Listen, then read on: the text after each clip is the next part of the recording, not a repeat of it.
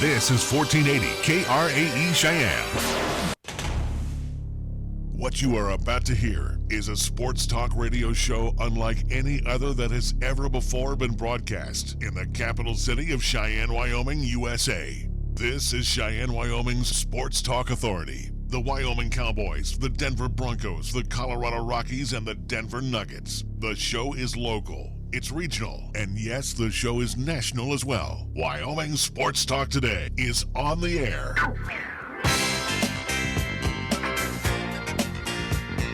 If they're talking sports on the radio in Cheyenne, this is the place it happens. This is Wyoming Sports Talk Today. Hey, welcome back. Wyoming Sports Talk Today on the air, being brought to you by Taco John's of Cheyenne, featuring their sirloin steak burrito for breakfast, lunch, and dinner at Taco John's of Cheyenne. Jolly Rogers RV Sales and Service over on Highway 30, your exclusive home for Jayco RVs, fifth wheels, and travel trailers. Was by there earlier today.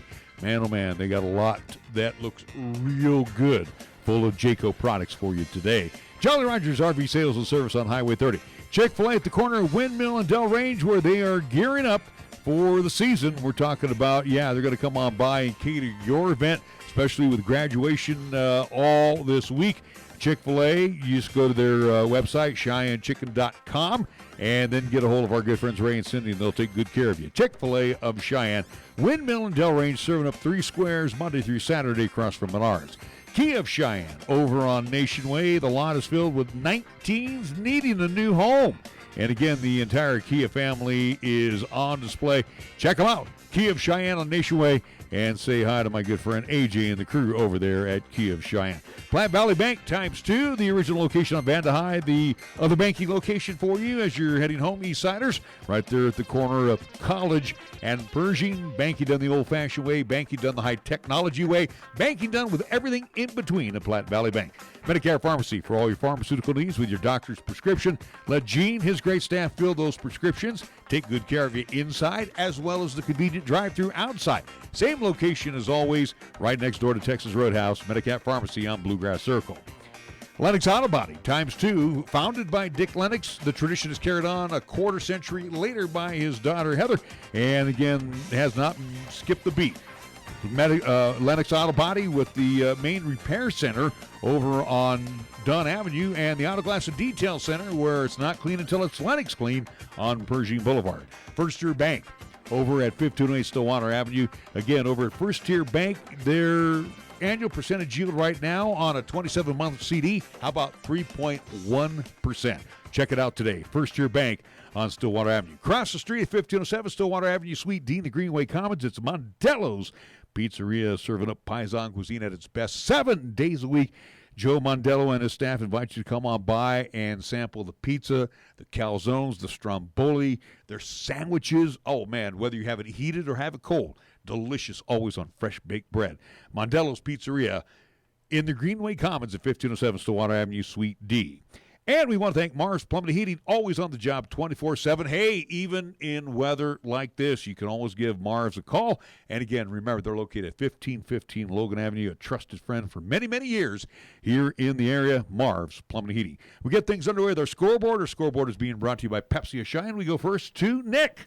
Recapping this past weekend with local baseball here in town with the Cheyenne Mustangs. 4 games in action this Saturday and Sunday. Game 1, or at least out of the doubleheader on Saturday, it was a 19-10 loss against Poudre High School. So, again, a rough start of it for Cheyenne Mustangs. How about this for Game 2 on Saturday against the Windsor Wizards here at Powers Field? 33-20, at least for a baseball score, 33-20 loss. 4 touchdown aerials in that one. Yeah, a lot of offense in baseball between Windsor and the Cheyenne Mustangs. So again, that was another loss for the Mustangs. Sunday it was a victory against Windsor, 7-3, and then at least in the doubleheader Game 2. That Sunday for Cheyenne, it was a 9-3 loss against Poudre. So for the Cheyenne Mustangs on the season, they are 6-12 overall. Cheyenne Post 6, they were in action as well, too, this past weekend, all the way Saturday up until Monday. Saturday's contest, they were 2 victories, at least for Cheyenne Post 6 against Rapid City and Sheridan. Both of those games were no hitters as well, too, for the Cheyenne Post 6 Sixers. We'll talk more about that tomorrow.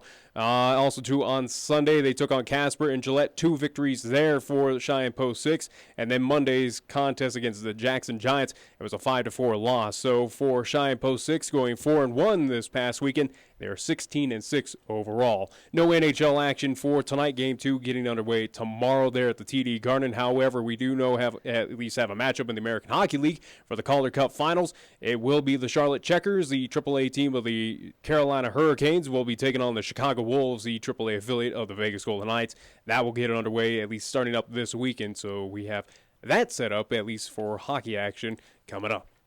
And for the Mustang pitchers out there, keep that pitching up. You might be called up by the Giants. Ooh, oofta.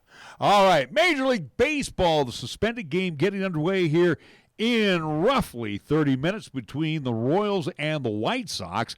That was tied 1-1 when they called it due to weather yesterday in the 5th inning, so they'll pick it up in the 6th inning again, knotted up at 1 apiece. Game's getting underway while we'll be on the air. It'll be the Padres at the Yankees at 4:35, 4:40 the Pirates and the Reds at Great American Ballpark. 5 o'clock games. Tigers-Orioles at Oriole Park at Camden Yards. Cardinals-Phillies at Citizens Bank Park. Indians and the Bo Sox at Fenway. It will be the Blue Jays, the Rays at the Trop. Giants and the Marlins at Marlins Park in Miami. Nats and the Bravos at SunTrust Park in Cumberland, Georgia. 6 o'clock game will have the Astros at Minute Maid hosting the Cubs. Royals, White Sox at Guaranteed Rate Field. Brewers, Twins at Target Field. Diamondbacks, Rockies at Coors. Right now, 59 degrees. Their weather a hell of a lot better than ours. Rangers and the M's in the 8 o'clock hour. Athletics in the Coliseum entertaining the Angels. It will be the Mets and the Dodgers. They will hook up at Dodger Stadium around 8:10. Our scoreboard is being brought to you by Pepsi of Cheyenne. Hi, I'm Alex White, tea master at Pure Leaf. When I make tea, everything I know goes into it. You can't be impatient. When I craft Pure Leaf iced tea, I don't take shortcuts, because I want you to have the same amazing taste of iced tea that I do. So I start with fresh picked tea leaves. Then, after they're delicately dried, I blend and brew them at a lower temperature to draw out their unique aromas. And then I taste and fine-tune the blend for a delicious smooth iced tea. I'd love to have you take a sip right now, but that's one thing we can't do over the radio. But you can experience the same delicious taste of Pure Leaf iced tea anywhere you are. I'm Alex White, Pure Leaf Tea Master. Pure Leaf, our thing is tea. At Platte Valley Bank, we understand that you have a busy life, and that means you don't always have time to come to the bank. That's why we offer user-friendly online and mobile banking with features such as bill pay, recurring transfers, and mobile deposit, so you can bank how you want when you want to. Whether you prefer to bank in person, over the phone, or online, Platte Valley Bank makes it easy to take care of your finances. Platte Valley Bank, member FDIC. You can count on Platte Valley Bank. Community banking for you. Chick-fil-A is a proud supporter of our high school athletes at East, Central, and South. May the school year bring success to all of you. Before you start your day, stop by Chick-fil-A for a hearty, delicious, and satisfying breakfast. Only at Windmill and Del Range. Breakfast is served Monday through Saturday from 6 in the morning till 10:30 a.m. Breakfast with Chick-fil-A, the most important meal of the day at Windmill and Del Range. Capital Lumber is number one in Cheyenne. Are you listening? We're all the lumber store you'll ever need. For electrical, plumbing, paint, and tools, lumber and hardware, we're for you. And we're out to earn your business, yes indeed. Capital Lumber is number one today. Are you listening? Capital Lumber's at your service all the way. Capital Lumber Company serving our area for over 53 years at 1222 Dunn Avenue in Cheyenne. You can actually get something good for your health at a drive-through window. When you order your next prescription from Medicap Pharmacy, call ahead and use our drive-through window. Or you can call for free delivery. You can even log on to Medicap.com and order a prescription refill. Your Medicap pharmacist will call you to make arrangements for pickup or delivery. Medicap Pharmacy will always make time for you. Medicap Pharmacy, 1947 Bluegrass Circle, next to Texas Roadhouse in Cheyenne. Or call 635-3712. Here's the latest weather forecast on 1480 KRAE. Well, the wise for today, mostly cloudy with showers and a possible thunderstorm. Expected daytime high of 45. For tonight, it's going to be mostly cloudy, showers, and a possible thunderstorm. Our low dropping down to 35 degrees. For tomorrow, Wednesday, continued mostly cloudy with a chance for showers and thunderstorms during the afternoon. We're expecting a daytime high of 51. For Wednesday night, it's going to be mostly cloudy with a slight chance of showers and thunderstorms with our low dropping down to 38 degrees. You're listening to Cheyenne's new Sports Talk Authority. This is Wyoming Sports Talk Today on AM 1480 KRAE.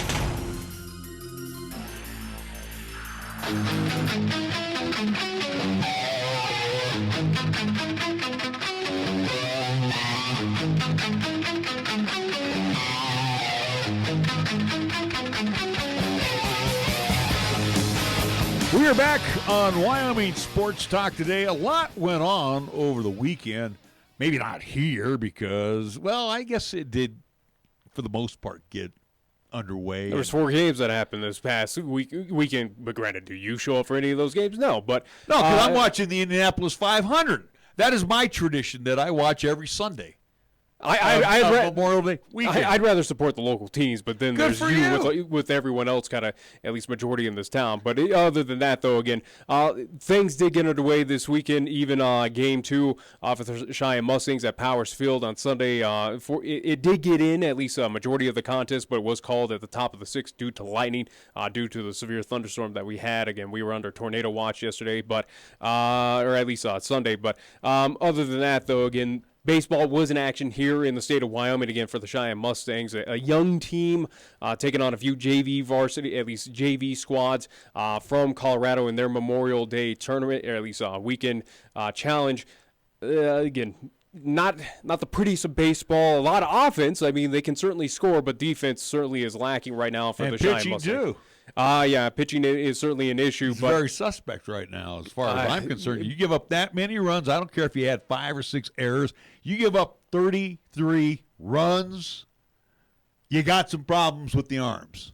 Well, and again, it is a young team. It is a team that is basically getting its first experience into varsity baseball, especially here in the city of Cheyenne. So, we had a feeling that it was going to be a rough season for the Cheyenne Mustangs, a growing and learning year for this team, and it's certainly looking like that also to a team that is – it needs its reps, clearly, but it's not getting its reps due to the fact of the weather.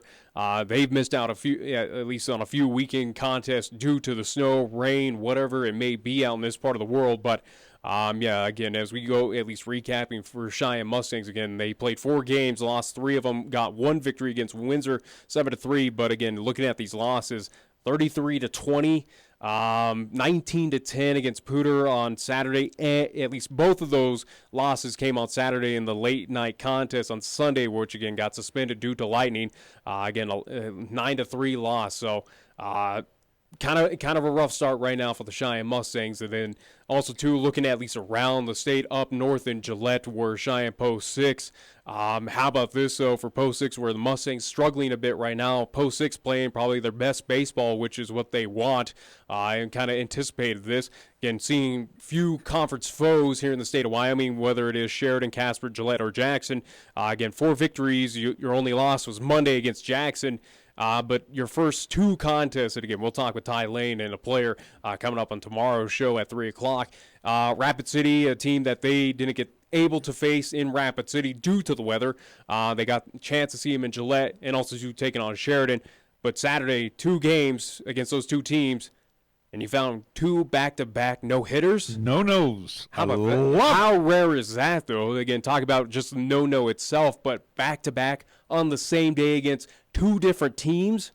That's insane to believe, again, for Cheyenne Post 6, but looking to kind of get the thoughts of Ty Lane on that. Again, 8-0 victory for Post 6 and a 10-0 victory. Again, both of those were no-hitters. 17-8 victory for Post 6 against Casper Oilers. Again, the team that's favored here in the state. A 3-0 victory against Gillette. Trey Trimble throwing a 3-hitter in that one. Yeah, so again, we had him on last week. Again, 4 games, phenomenal weekend Saturday and Sunday, but again, Monday, a close losing effort, 5-4 against Jackson. You know, you can't win them all, and you let that one kind of slip through your fingers. But other than that, though, Post 6 had a phenomenal weekend.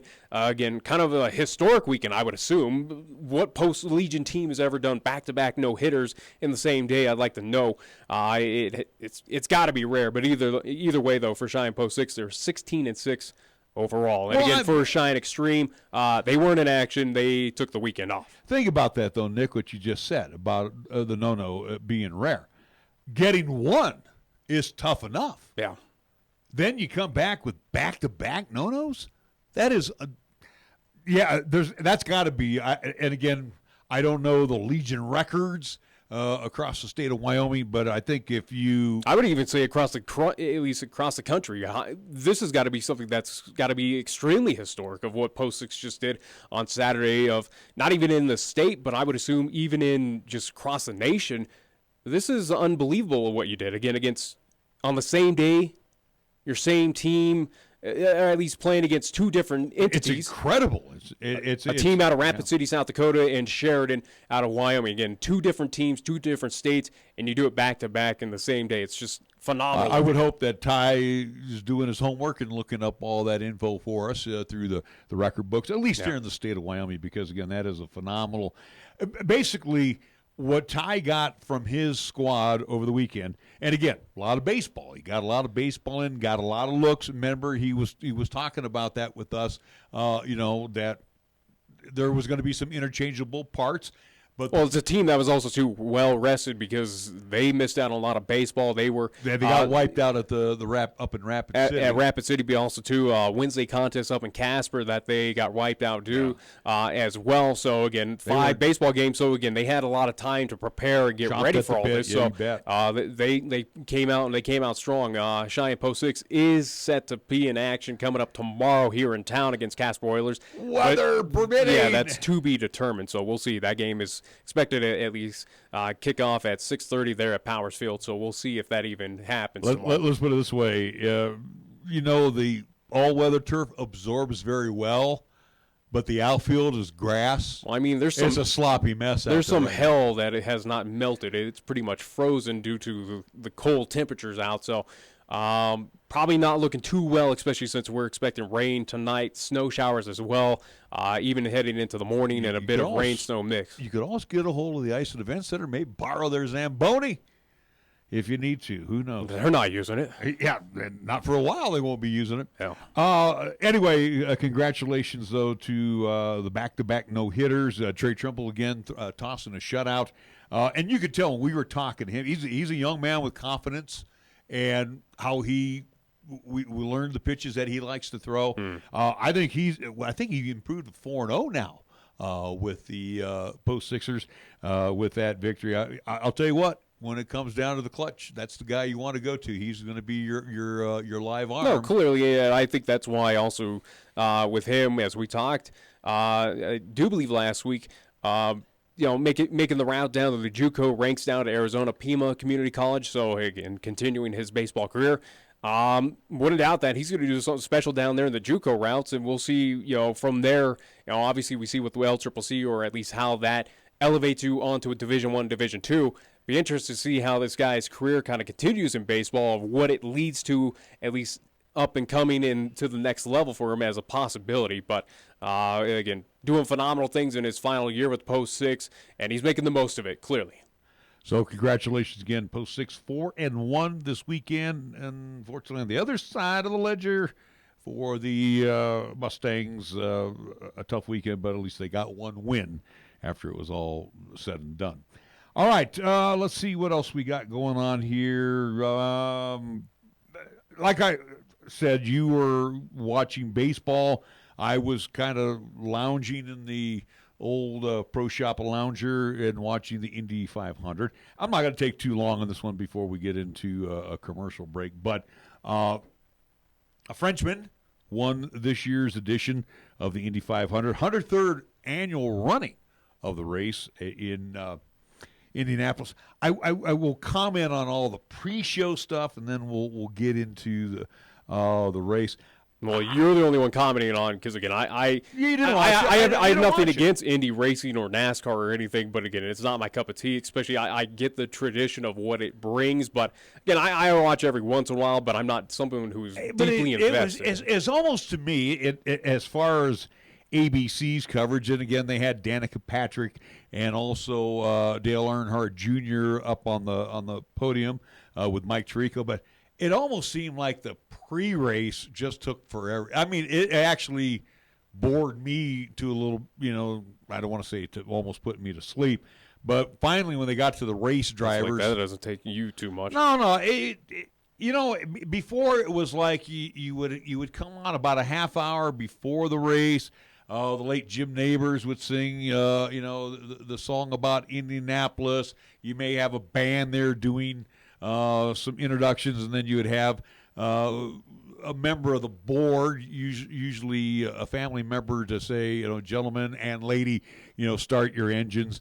But, I mean, it just seemed like their pre-show just drug out so long that... Well, again, it's something special where you kind of summarize it to what, WrestleMania is of, again, it is something that is historic, it is long-running, that people are going to tune in for, and you have to put up this kind of spectacle. It's kind of like with Super Bowl Sunday of how long that pre-show lasted. That goes from, I think, as early as 5 a.m. if you want to get in. It goes on forever. It takes forever if you really want to watch all of that coverage. Even before the game, they have about a 2-hour, pregame of here's introduction of this team, here's introduction of this team, here's a recap, blah, blah, blah. It does not surprise me, but, that's kind of on you to figure out of when the start time is and just to get away from all the fluff. What I liked about this race, though, very, very limited accidents, spin-outs, what have you. And this thing went by pretty quick. I mean, usually, they set a time for it to end around 2 o'clock, and it was done before 2. And Simon, I hope I said Pujnad, won the race. He earned $2.67 million for being first place. He is the first French driver since 1920 to win IndyCar's biggest race. It was a great battle between him and Alexander Rossi. And Rossi, I feel so bad for him because he was in the pits, and they couldn't get the damn feeder tank into the gas unit. And the fuel unit. And it took them about 4 or 5 tries. They finally got a 7-second pit stop, turned it to 27 seconds. Well, guess what? He got passed on lap 199. I know they had an accident prior to that. And how about, at least before you divulge on about at least the time length of that pit stop, but again, we're talking 27 seconds, where even I saw a comparison of what it used to be back, I think, about 20 years ago to where it is today for just refueling and tire change. We're talking, you're in those pits, it's about maybe 3 or 4 or 5 seconds. It is flash quick. It's 6.5 seconds, I would say, the average. It's flash quick compared to... And this includes changing 4 tires. Yeah. Again, it is so neat. Again, I like the apparatus that they have in the vehicle. Again, you can see it while they're driving because you got almost all the cars have a camera in it.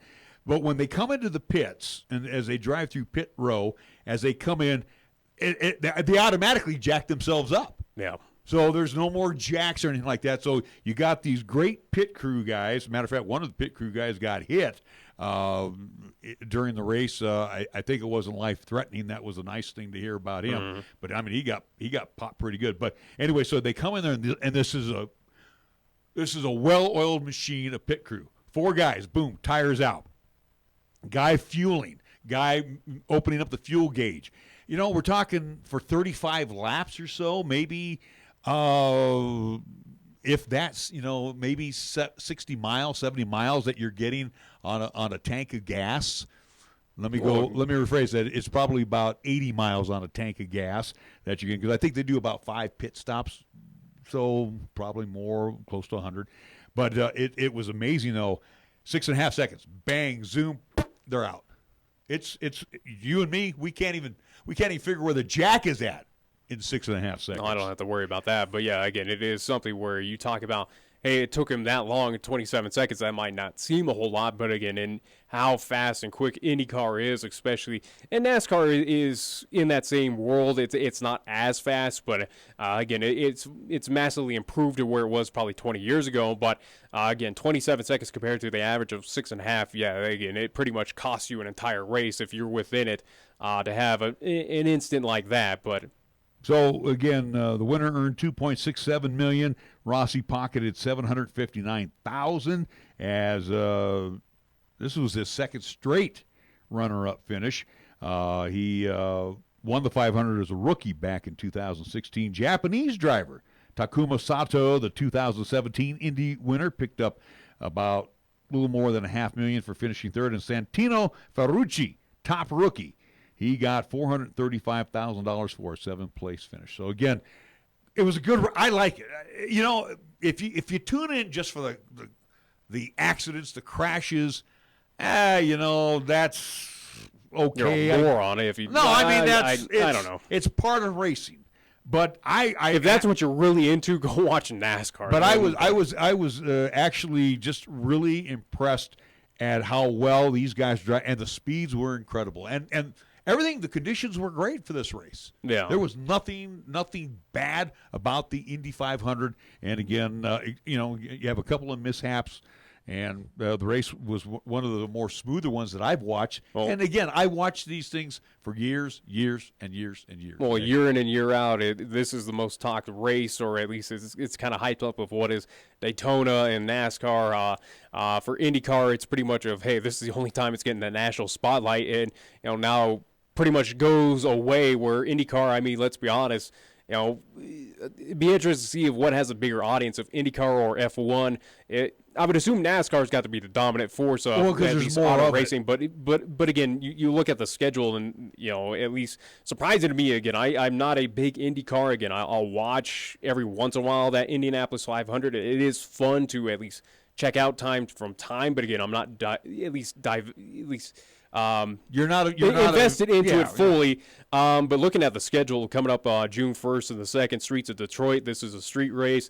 They'll have a Texas Motor Speedway oval race. Right. Road of America, July, they'll be up in Toronto. July 20th, Iowa Speedway, Mid-Ohio Sports Car Course, Pocono Raceway in August, Worldwide Technology Race at Gateway September, where the final two races, Portland International Raceway and the WeatherTech Raceway in Laguna. Laguna Seca, yeah. See, but the thing is, plenty of IndyCar still left. But the IndyCar series now, to me, means nothing after Indianapolis.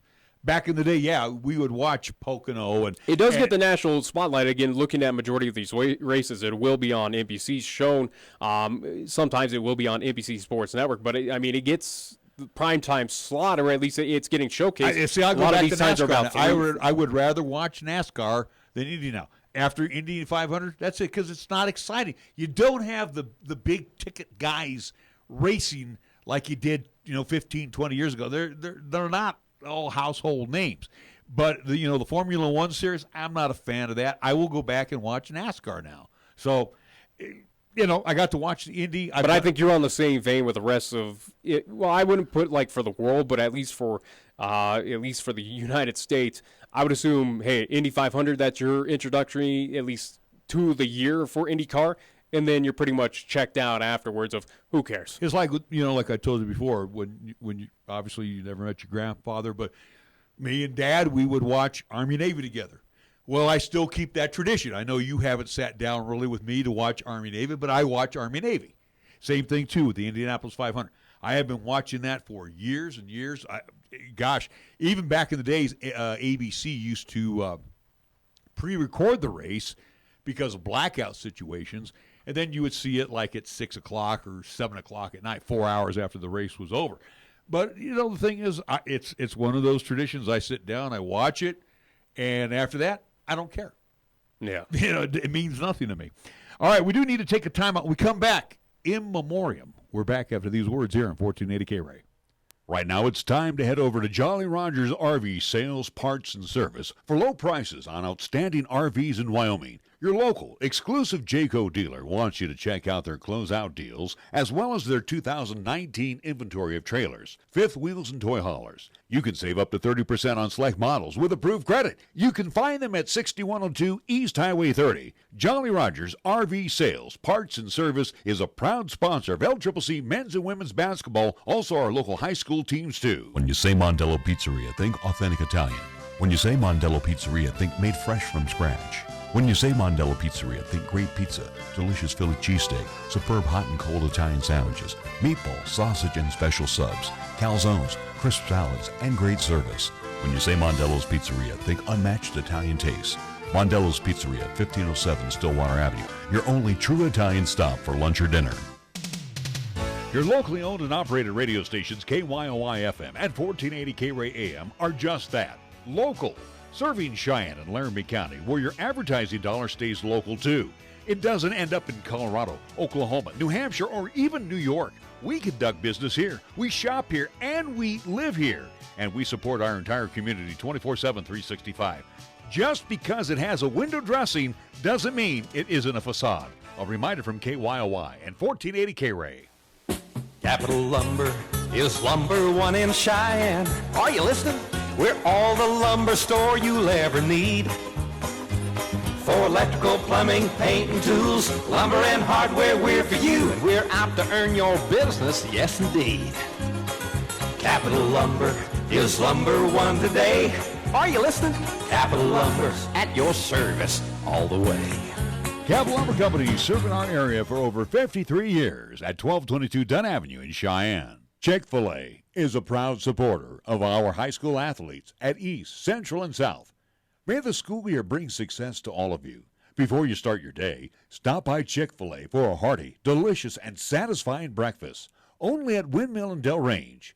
Breakfast is served Monday through Saturday from 6 in the morning till 10:30 a.m.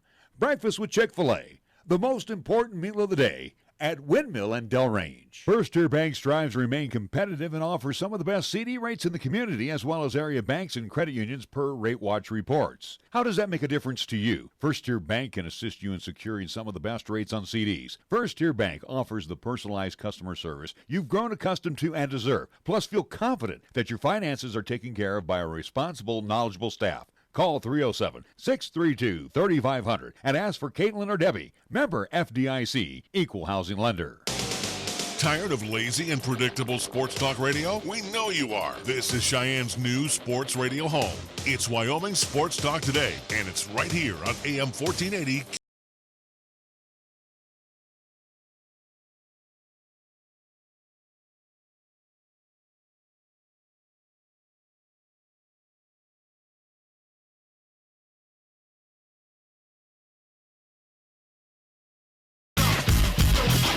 Well, we lost a couple of sports celebrities over the weekend, and, both are notable for their sports.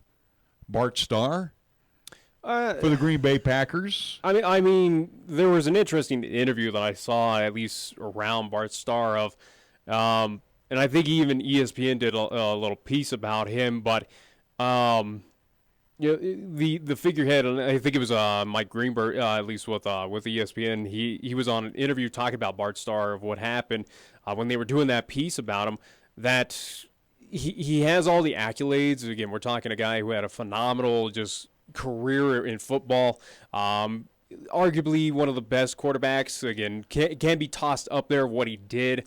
Again, with 2 back-to-back Super Bowl championships with the at least NFL, at least with the Green Bay Packers, had many more post kind of the official NFL. He won championships. Yeah. You know, this is a quarterback under Vince Lombardi, the legend. He won 5 in total, I think, within that 60 decade, I do believe. Again, which is, rare to speak about. Again, can be argued of one of the best quarterbacks in, at least in football history, if not maybe the NFL. During that decade. Yeah, I think absolutely. But Anyways, though, at least Greeny happened to say that it was just interesting, seeing how much people don't really know who he was.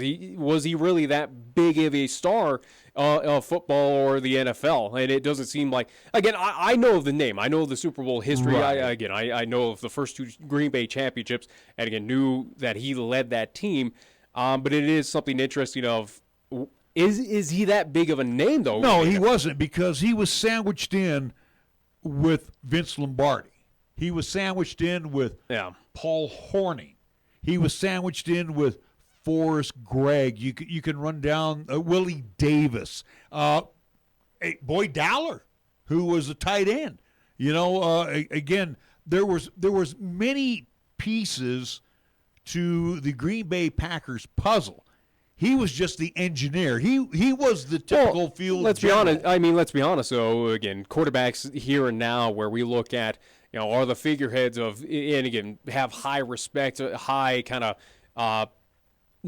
At least they're very well known across the nation, especially in the NFL with, for instance, again, Tom Brady, with Peyton Manning, with whoever it may be. Again, you look at the quarterback because, again, he is the make or break situation for your team. That's why in drafts we have, these QB analysts, and we're trying to figure out of, will he be the franchise piece to lead this team to a promised land, kind of like what Buffalo's trying to hope right now for Josh Allen out there for the Buffalo Bills. But it's just very interesting to hear where, again, Bart Starr, back-to-back championships in the NFL for the Green Bay Packers, and you're talking about he was just kind of a cog. It's just odd how, again, in this day and age where we hold QBs in that kind of high regard, high respect of saying, you're the reason why this team won. You're the main guy. You're the face. You remember the Bill Walsh-Joe Montana relationship. This was the Vince Lombardi-Bart Starr relationship. Same way. Bart, and he was one of the last quarterbacks to a certain degree calling his own plays. Mm-hmm. Think about it. This is the guy he would consult with Lombardi on the sidelines. Then he would go out and call the plays. This is what we're going to run, guys. This is what we've been practicing. Let's run the Packer sweep, whatever the case may be. But also, too, he comes from good branding stock by being a quarterback at the University of Alabama. Let's look in that time frame. He came out in the late 50s out of Alabama. Following him was Joe Namath. Following Joe Namath was Ken Stabler. This was quarterback U.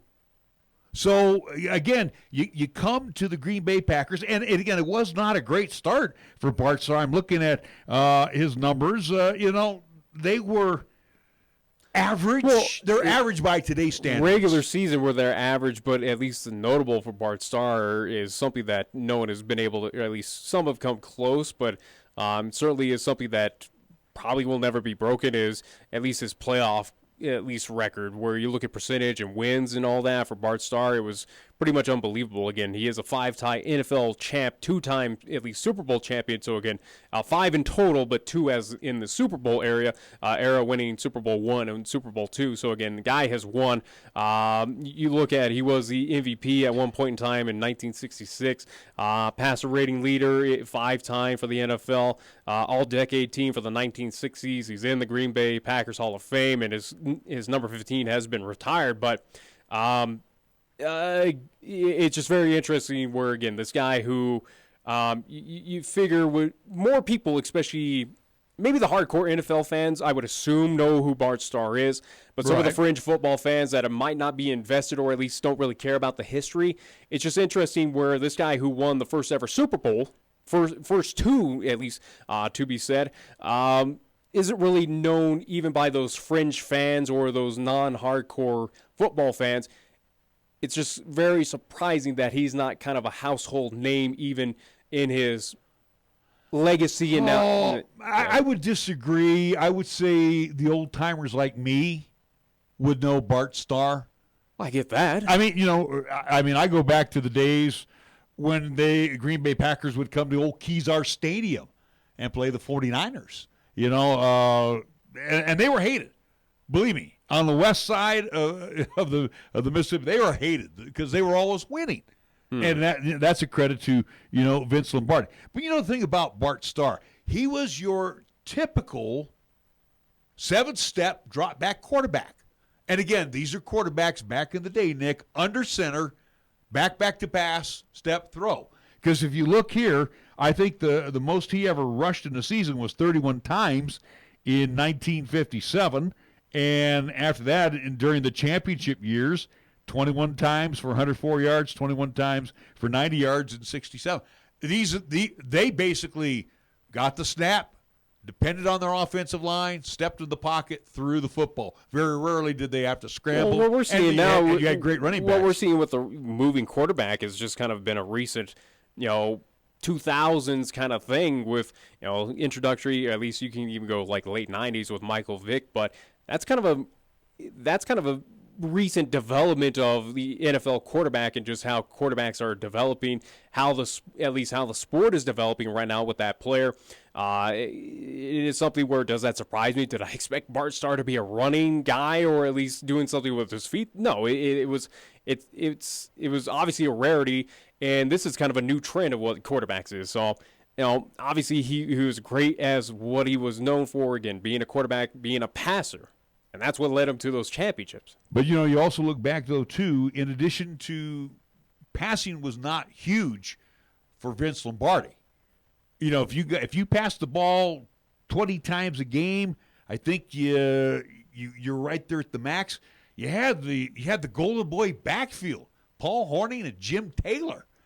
And Jim Taylor was he was the grunt fullback. He kicked your teeth in. And Hornung was that All-American from Notre Dame who, rushed the daylight, so to speak. But, again, Vince Lombardi, the architect of that team, brought in this big, humongous offensive line. That's why Starr very rarely got sacked. You had the Packer sweep, which was synonymous through the years, from Paul Hornung all the way to Donnie Anderson. You go right down the list. And again, too, you had wide receivers that were good, but they didn't have to load up the bomb all the time either. I mean, little 20 yards, 10-yard outs, whatever Lombardi devised. All you're talking about is just the evolution of the game, of where it started out. Again, in the first 2 Super Bowls, again, he played before the Super Bowl era, and again, won championships before then, but again, you spout off all this stuff, but all it's just telling me right now, and again, should tell at least our listeners right now, is that with the NFL, it's evolved over time. Clearly, again, where things were different back in the day, where yes, you were relying on the rusher, you were at least very dependent on your offensive line. You still are at a point in time with some teams right now, but there's new dynamics, there's new options. With the tight end, with having these mobile quarterbacks, a wildcat offense that was introduced at Miami a few years ago. Football has evolved clearly, where what worked in the past is not going to work today, especially when we have bigger, stronger, faster athletes that can stop your running backs, who are going to not at least get fooled by those flashy tricks anymore. Quarterbacks that really, aren't accurate in the pocket or have to move out or find some comfortability. The NFL has evolved. It's changed, obviously. Yeah, and I throw names out to you like Carroll Dale, Boyd Dowler, Max McGee. You would have no clue who they are. They're, those were the receiving core. But I mentioned Ray Nitschke. You know who Ray Nitschke was? Sounds familiar. He was the middle linebacker for the Packers. And then you had the late Willie Davis. Again, Forrest Gregg, who ended up being a coach for Cincinnati. He was their tackle. Jerry Kramer, Fuzzy Thurston. Like you said, of those old Packers teams, the only 2 names that I know of would be Bart Starr, obviously Vince Lombardi, and then obviously Jerry Kramer. But Jerry Kramer kind of goes into an interesting spot where, again, he's a former Idaho Vandal alum, and you're kind of introduced to at least his greatness and what he did with the Green Bay Packers. And again, too, on the defensive side, you throw out the legendary Herb Adderley and Willie Wood. Just, again, there's so many names you could throw out there of 1960s Packer greats. Anyway, Bart Starr passing away, I think it was last night, if I'm not mistaken, or the night before. That was sometime in the early morning, or either that was the other. All right, well, anyway, 85 years old. was in failing health. And the sad part with him, if you recall a few years back, I guess they had a special tribute to Brett Favre, and Bart Starr actually came out to help celebrate. Bart Starr was suffering through, I think it was a series of strokes and having some other issues, and he was part of that stem cell research. And again, too, it did get him back into reasonable health, but over the last couple of years, he'd been in failing health. Again, 85 years young, a pretty good life for one Bart Starr. We come back, baseball losing a very familiar name. We're back after these words here in 1480 KRAE. You love the Lennox difference, from collision repair to minor nicks and dents. Certified quality you can trust. Nobody cares about your car more than us. Lennox Auto Body, we do what we say. We fix it right and get you on your way. No shortcuts, no compromise. Lennox Auto Body. No shortcuts, no compromise. Lennox Auto Body at 1020 Dunn Avenue and the Detail Center at 617 East Pershing Boulevard, Cheyenne. Are you thinking about buying a new water heater? You could spend $1,300 or more on a gas-fired water heater. Or you could spend $0 on a top-of-the-line electric water heater from High West Energy. That's right, $0. High West members can upgrade from gas to electric without spending a penny. Don't you wish all decisions were this easy? Go to highwestenergy.com to learn more or call 307-245-3261. High West Energy, the best choice, the local choice, the right choice for you. First Tier Bank strives to remain competitive and offers some of the best CD rates in the community, as well as area banks and credit unions per Rate Watch reports. How does that make a difference to you? First Tier Bank can assist you in securing some of the best rates on CDs. First Tier Bank offers the personalized customer service you've grown accustomed to and deserve. Plus, feel confident that your finances are taken care of by a responsible, knowledgeable staff. Call 307-632-3500 and ask for Caitlin or Debbie. Member FDIC, Equal Housing Lender. At Medicap Pharmacy, we concentrate on nothing but your medications and your health. Each location is a locally owned, full-service neighborhood pharmacy. We won't make you walk through aisles and aisles of stuff or wait in a long line. Instead, we'll always make time for you by listening, answering your questions, and explaining your prescriptions. Medicap Pharmacy, we'll always make time for you. Medicap Pharmacy, 1947 Bluegrass Circle, next to Texas Roadhouse in Cheyenne. Or call 635-3712. Taco John's presents Olay the Day Pep Talks. Human history has shown anything is possible with inspiration and hard work. The 4-Minute Mile, a man on the moon, a water skiing squirrel, and now sirloin steak burritos from Taco John's. Sirloin steak burritos are back at Taco John's. Stuffed with hand-carved sirloin steak and bold flavors like the melty, savory grilled cheese steak burrito, plus steak and shrimp or steak and potato olays. And for the morning, 2 steak and egg breakfast burritos. Sirloin steak burritos are back, but only for a limited time. Olay the day at Taco John's. Here's the latest weather forecast on 1480 KRAE. Well, the wise for today, mostly cloudy with showers and a possible thunderstorm. Expected daytime high of 45. For tonight, it's going to be mostly cloudy, showers, and a possible thunderstorm. Our low dropping down to 35 degrees. For tomorrow, Wednesday, continued mostly cloudy with a chance for showers and thunderstorms during the afternoon. We're expecting a daytime high of 51. For Wednesday night, it's going to be mostly cloudy with a slight chance of showers and thunderstorms with our low dropping down to 38 degrees.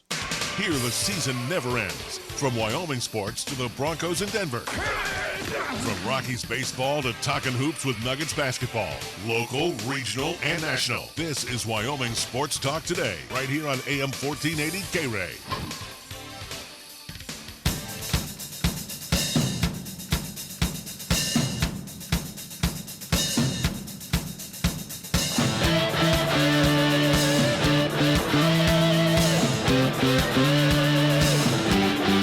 We're back on Wyoming Sports Talk today as we lost yet another athlete who had a long career in Major League Baseball, but he's always going to be remembered for one thing. Yeah. First baseman, and when he started his career, he was an outfielder. Talking about Billy Buckner, who was born in Vallejo, California, near my neck of the woods back in 1949.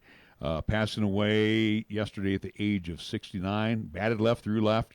Made his debut in 1969 for the Los Angeles Dodgers. You know, and look at the stats, and I know we'll be bumping up against the top of the hour. And he was a guy that was a journeyman across the MLB. 22 years in Major League Baseball. He had 8 years with the Dodgers, 8 years with the Chicago Cubs, 5 years on and off with the Bo Sox, which was also sandwiched in between Kansas City and California. But again, 22 years of Major League Baseball, career hits. Think about this. You know, and I'm sitting here and I'm pushing for one Todd Helton to get into the Hall of Fame. All right. This guy had 2,715 career hits in his career, and a career batting average of 289. Are those Hall of Fame numbers? Again, home runs 174, RBIs about 1,200. Is it Hall of Fame worthy numbers for Bill Buckner? Unfortunately, no. At least in my opinion, again, a good player for at least Major League Baseball. But again, as you mentioned, with Bill Buckner, and again, everyone I would assume at this point knows the infamous 1986 World Series play, again, where it goes between his legs and, again, continues on the Boston Red Sox, quote-unquote curse. Yeah. Again, where that kind of changed that World Series for Boston there. And the Mets ended up winning that. Yeah, so, again, a guy who is more known for an error, for a bad play in baseball than his kind of longevity in baseball, but also to it, again, just being a solid player. But think about this, though, and I don't mean to stop you short there. Think about this. This is the guy that came to the plate 10,037 times in his career. All right? Now, I want you to picture this, 10,037 times. So he probably walked about 1,000 times. We'll give him that. The guy in his career in 22 years of Major League Baseball struck out only 450 times. Break that down. That's 20 Ks a season. All right. You know, 500 plate appearances. No. This guy he was a good contact hitter. Again, for Bill Buckner, looking at his stats and then what he did for Major League Baseball, again, he was a solid player. He was not the greatest. He wasn't flashy. He wasn't anything phenomenal. Again, he's not MLB Hall of Fame worthy. I don't believe that. Again, looking at also probably not, no. Again, for career highlights, one-time All-Star selection back in 1981, NL batting champion in 1980, and that's it for Bill Buckner. Again, why he is just known is, again, for the infamous play in the 1986 World Series. But again, solid player though.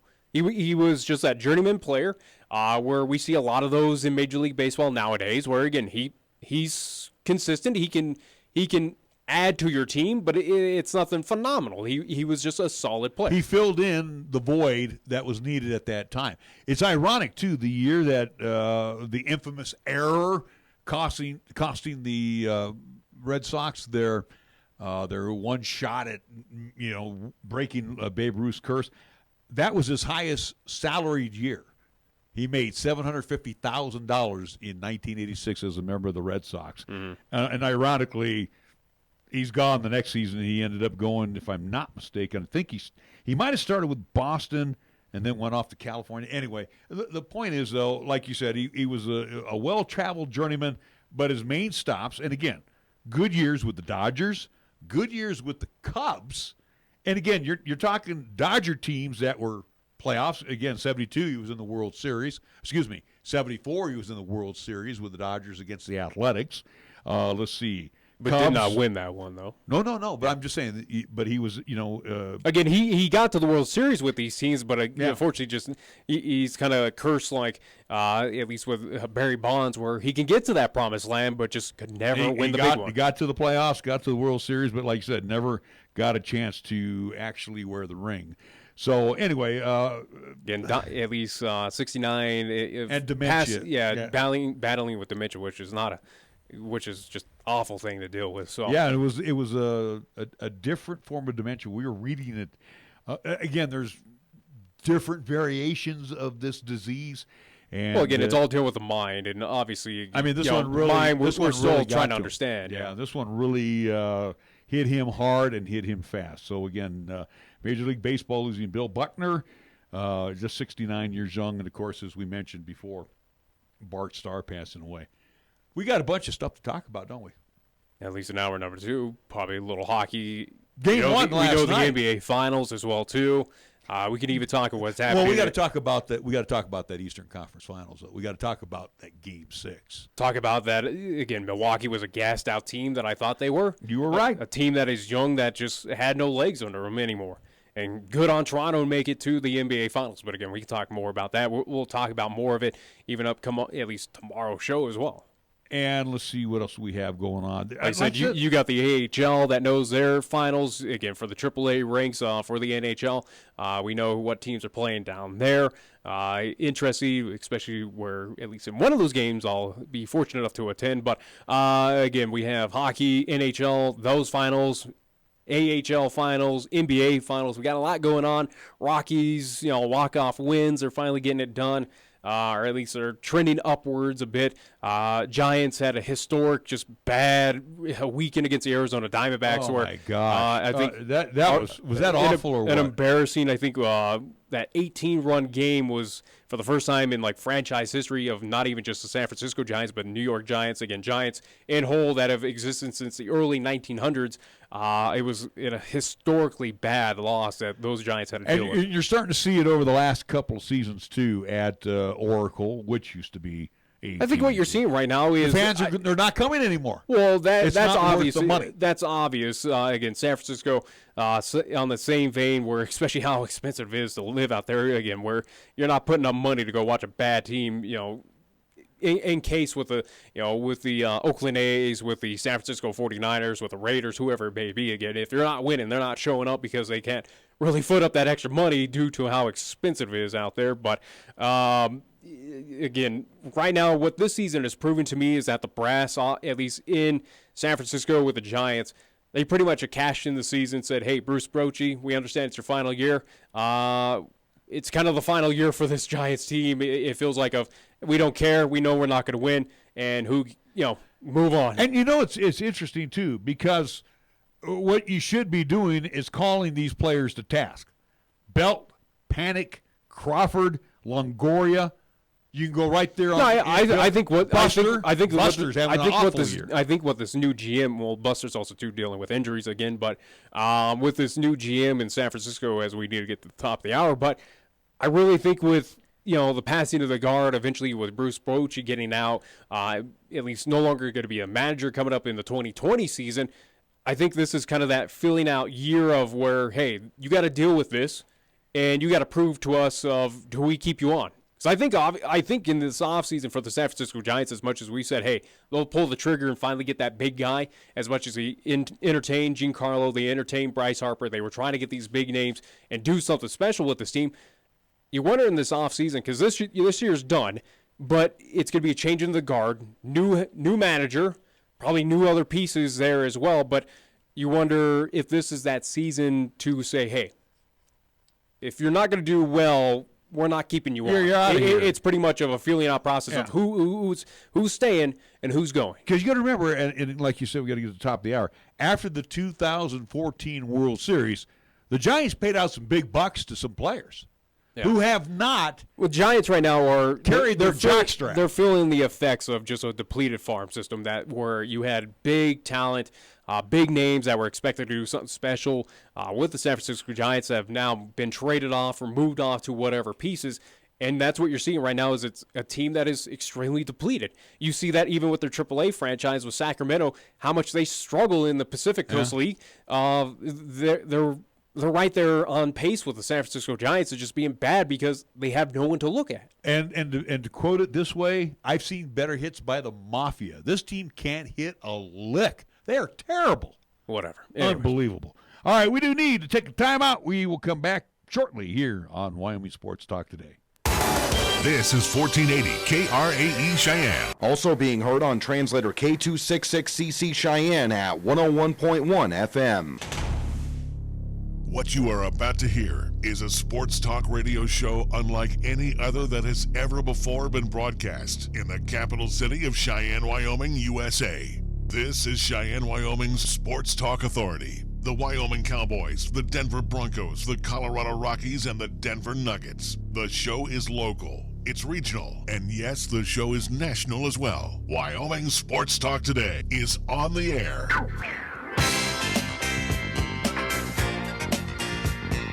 If they're talking sports on the radio in Cheyenne, this is the place it happens. This is Wyoming Sports Talk Today. Welcome to hour number 2 of Wyoming Sports Talk Today, being brought to you by a great group of folks. Marv's Plumbing and Heating, 1515 Logan Avenue. We also want to thank Mondello's Pizzeria at 1507 Stillwater Avenue, Suite D in the Greenway Commons. Across the street at 1508 Stillwater Avenue, it's First Tier Bank. Lennox Auto Body and the Auto Glass and Detail Center, the Auto Body Shop over on Dunn Avenue, and the Auto Glass and Detail Center over on Pershing Boulevard. Medicap Pharmacy for all your pharmaceutical needs, same location as per normal. Bluegrass Circle next door to Texas Roadhouse. Platte Valley Bank, 2 banking locations, Panda High, and at the corner of College and Pershing. We also want to thank Kia of Cheyenne over on Nation Way with a lot filled with 19 Kias needing a new home, including the all-new Telluride SUV. Chick-fil-A at the corner of Windmill and Delrange. You can remember, go to CheyenneChicken.com, check out their catering service. They do a fabulous job in the catering field. But again, you want to see them for 3 squares Monday through Saturday. Chick-fil-A of Cheyenne, corner of Windmill and Delrange, right across from Menards. Jolly Rogers RV Sales and Service over on Highway 30, your exclusive home for Jayco RVs, fifth wheels, and travel trailers. And by Taco John's of Cheyenne, serving up sirloin steak burritos. But may I say this, 2 words? Taco Tuesday today. Taco John's of Cheyenne. Taco Tuesday, load up, and you'll save some big bucks. Also, too, we get things underway with our scoreboard. It's being brought to you by Pepsi of Cheyenne. Here's Nick. From local baseball this past weekend, especially here in town with the Cheyenne Mustangs, it was 4 games, 2 on Saturday, 2 on Sunday. Start with the 2 on Saturday. It was 2 losses for the Cheyenne Mustangs. Game 1 against Poudre High School. It was a 19-10 loss. For Saturday, the game 2 of the doubleheader against the Windsor Wizards. It was 33-20 in favor of Windsor. That was just, again, 33-20 was that loss for the Cheyenne Mustangs. Sunday, however, they did get a win against that Windsor team, 7-3. Sunday's second game of the doubleheader against Poudre, it was a 9-3 loss. So for the Cheyenne Mustangs, who went 1-3 this weekend, they are 6-12 overall. Cheyenne Post 6, they were in action up in Gillette, Wyoming this past weekend, Saturday, Sunday, and Monday. They found themselves winning 4 games on Saturday and Sunday. Again, also 2 on that Saturday doubleheader. They found back-to-back no-hitters. One against the Rapid City Expos, at least final in that one, 8-0, 10-0 in favor of Cheyenne Post 6 against Sheridan Troopers in Game 2. Their only loss coming on Monday against Jackson Giants, where they lost 5-4. So Cheyenne Post 6 went 4-1 this past weekend. They are 16-6 overall. Cheyenne Extreme were not in action this past weekend. No NHL action for tonight. Game 2 coming up tomorrow between St. Louis and Boston in the TD Garden. And also, too, recapping from last night where the Chicago Wolves defeated the San Diego Gulls by a final of 3-1, where Chicago has advanced on past the Western Conference. They are the Western champs. They will face off against the Charlotte Checkers coming up in the Calder Cup in the American Hockey League. That contest, or at least that series, gets underway coming up this Saturday. Major League Baseball completing last night's wiped-out game due to the weather, the suspended game. They have moved to the bottom of the 7th inning, and really no movement on the scoreboard. Royals and the White Sox still knotted up at 1 apiece.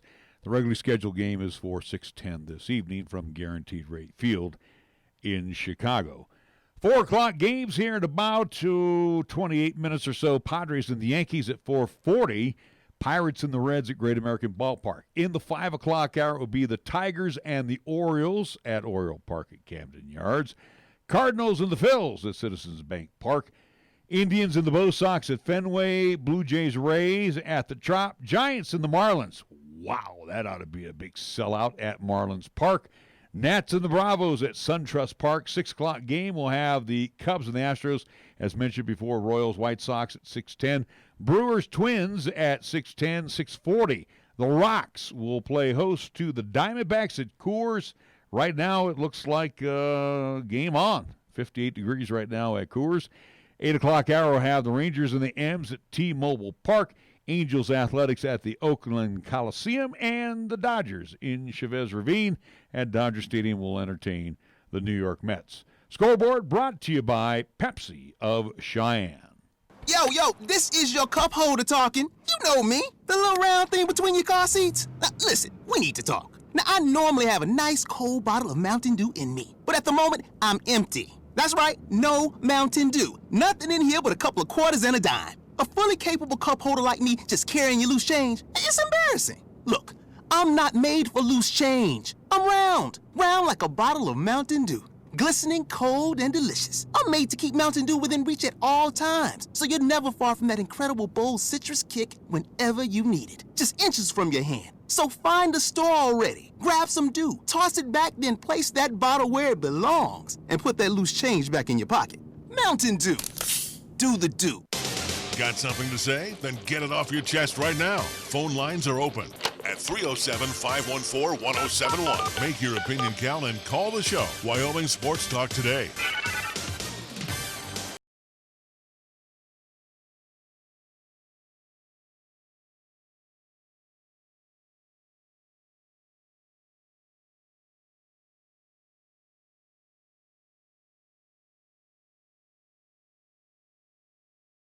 Thank you again for joining us on Wyoming Sports Talk today. As Liner Guy said, 514-1071, our telephone number, something you'd like to chime in about, things that we have talked about. Again, the passing of Bart Starr, Billy Buckner. We also had a chance to talk a little auto racing, this, that, and the other thing. It just shows me that you're lazy to think up and talk about stuff here on the show.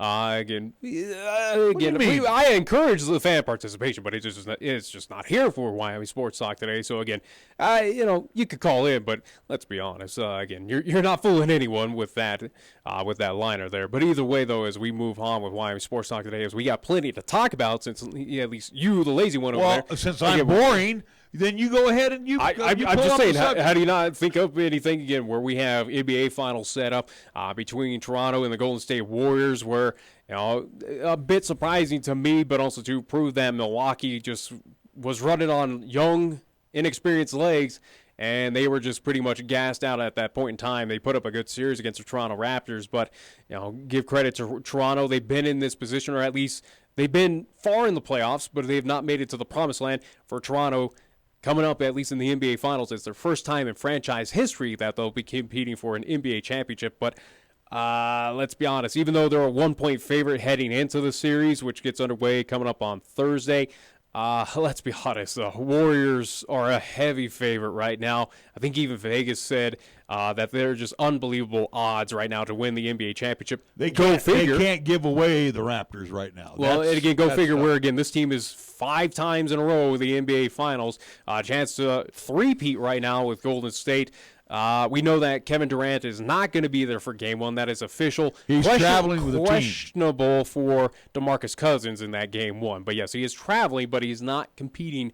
It has been official that Game 1, he won't be there.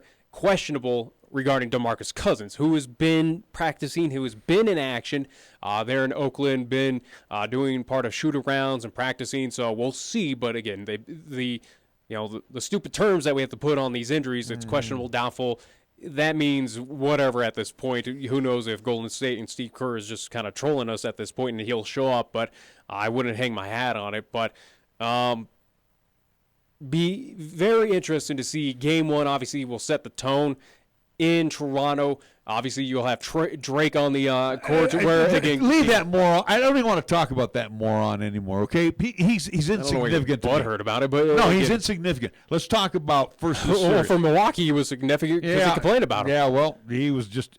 If they're going to allow him, he's definitely a mascot that's going to get in. If he's allowed to get away with the crap that he gets away with, fine. Let's talk about the series. Raptors have a 2-0 advantage over the Warriors. They won both in the Oracle and one in the Scotiabank Arena. That was then. This is now. So the point is, Toronto comes in.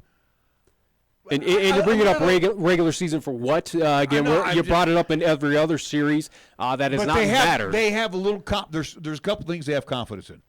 A, they're on a win streak right now, 4-game win streak, similar to the Warriors.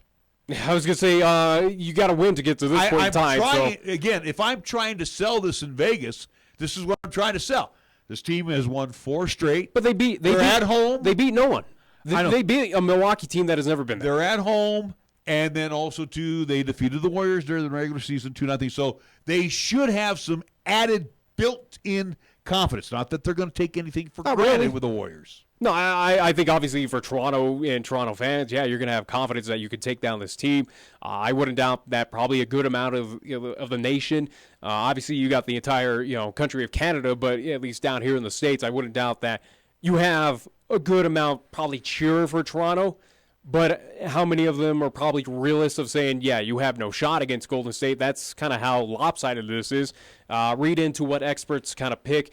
Overwhelmingly, at least for this series, Golden State is the favorite. That pretty much experts, whether it's ESPN, FS1, blah, blah, blah, they've all gone on the Golden State bandwagon, and rightfully so. Toronto, I think talent-wise, is not on the same level of what we saw in the West. Toronto, again, from Milwaukee for Toronto, these teams where, again, Toronto has that one-game advantage to play, at least at home, have the home court advantage, they only got there because they're competing against majority of Eastern Conference teams that were pathetic. Not good. All right, let me ask you this question, and I'm going to throw it out to you right now. Is this a sweep for the Warriors in 4? I would say 5. No sweep. I would give Toronto at least 1. At home. Yeah, I think Game 2, they might get it done.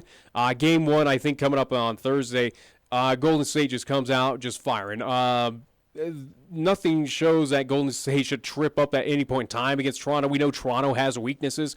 The Toronto team that can play inconsistent. We saw that in the Eastern Conference Finals that can, find Kawhi Leonard being quiet, can heat things up. It's what we saw in the Portland Golden State where Toronto kind of relies on Kawhi Leonard. You rely on your single, at least, entity, and look what Golden State did with Damian Lillard in Portland. Said, sorry, we're not having any part of it.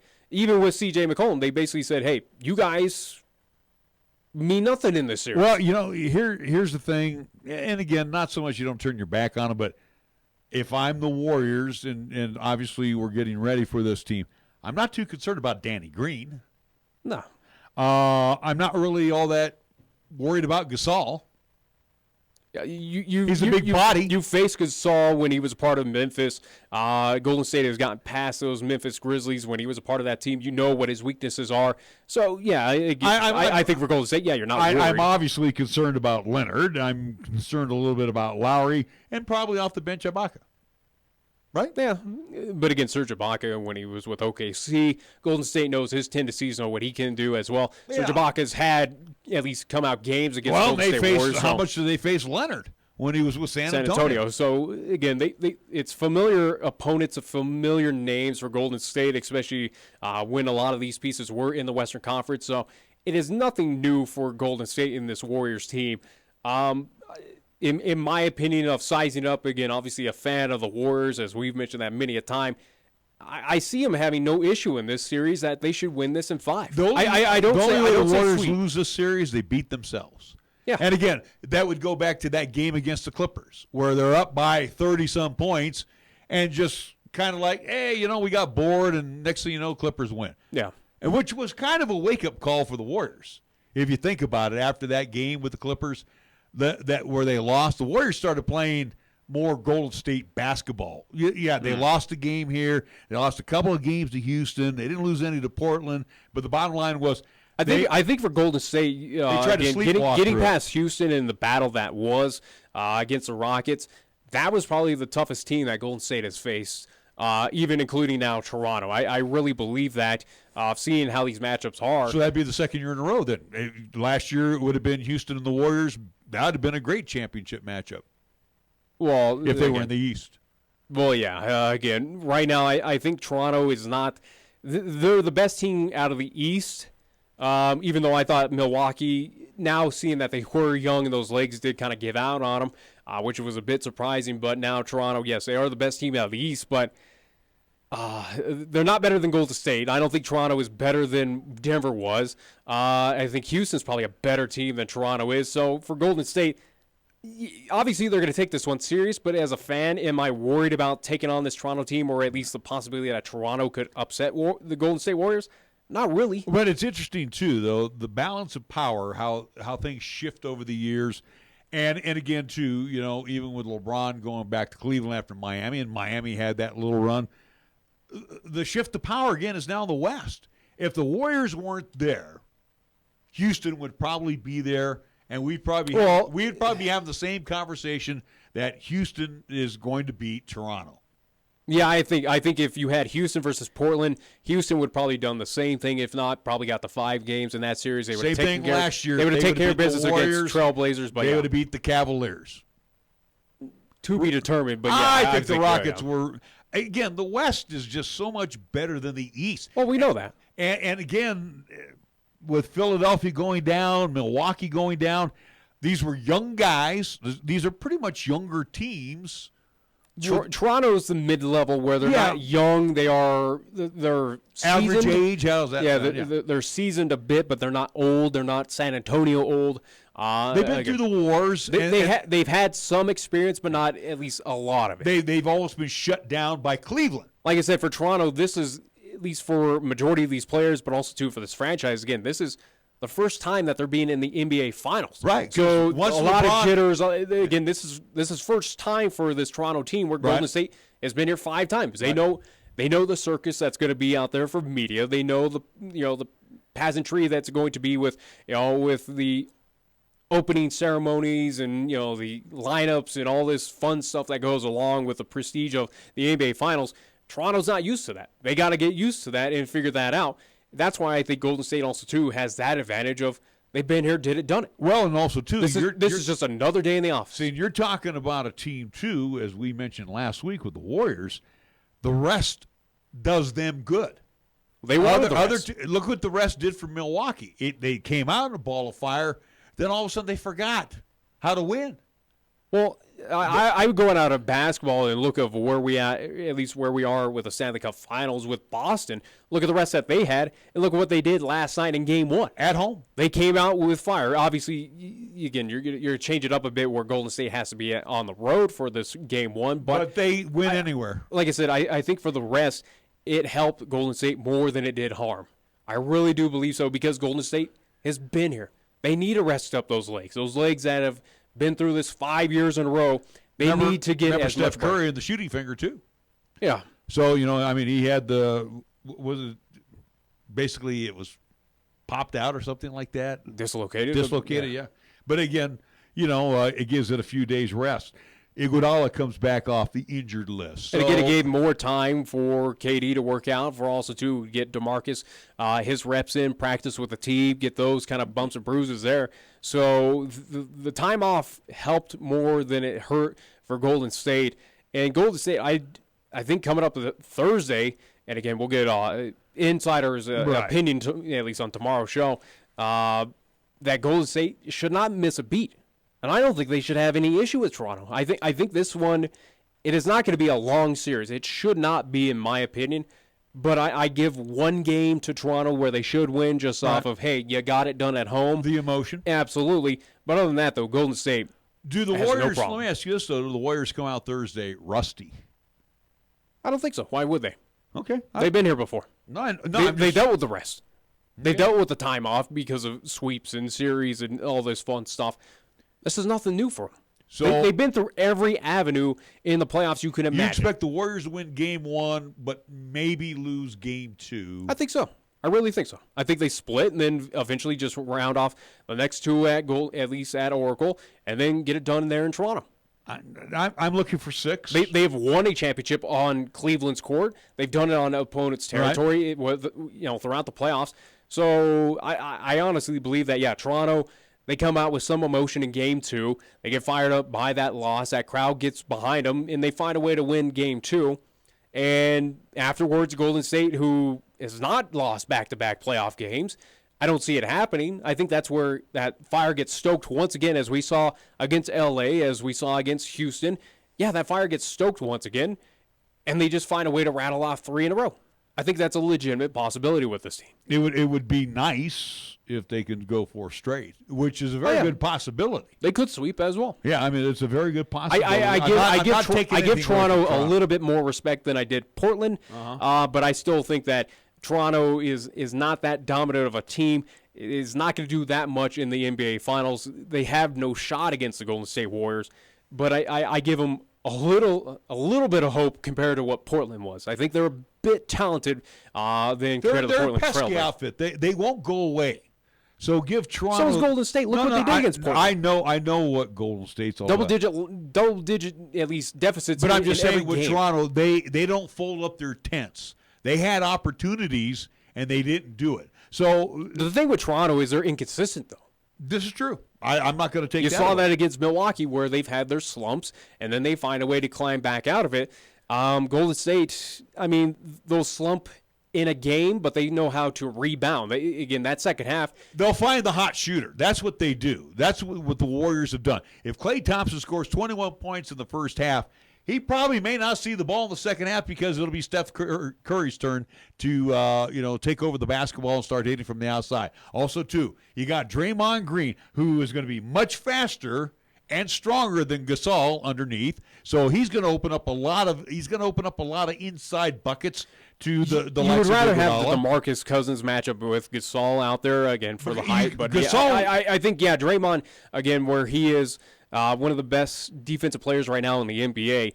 It's a guy who gets kind of disrespected about that, or at least he's very underappreciated for his defense. But Draymond, I think he'll do very well of taking care of at least Gasol.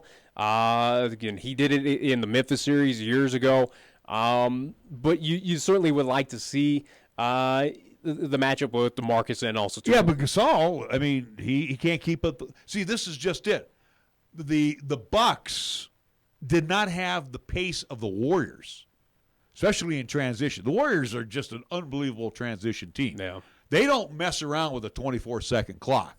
They have to at times when they're playing outside the arc. But again, that's just setting up either Steph or Klay to hit the bomb. But the point is, when they want to get down the court, they're going to wear you out, and they're going to wear out Ibaka as well as Gasol inside.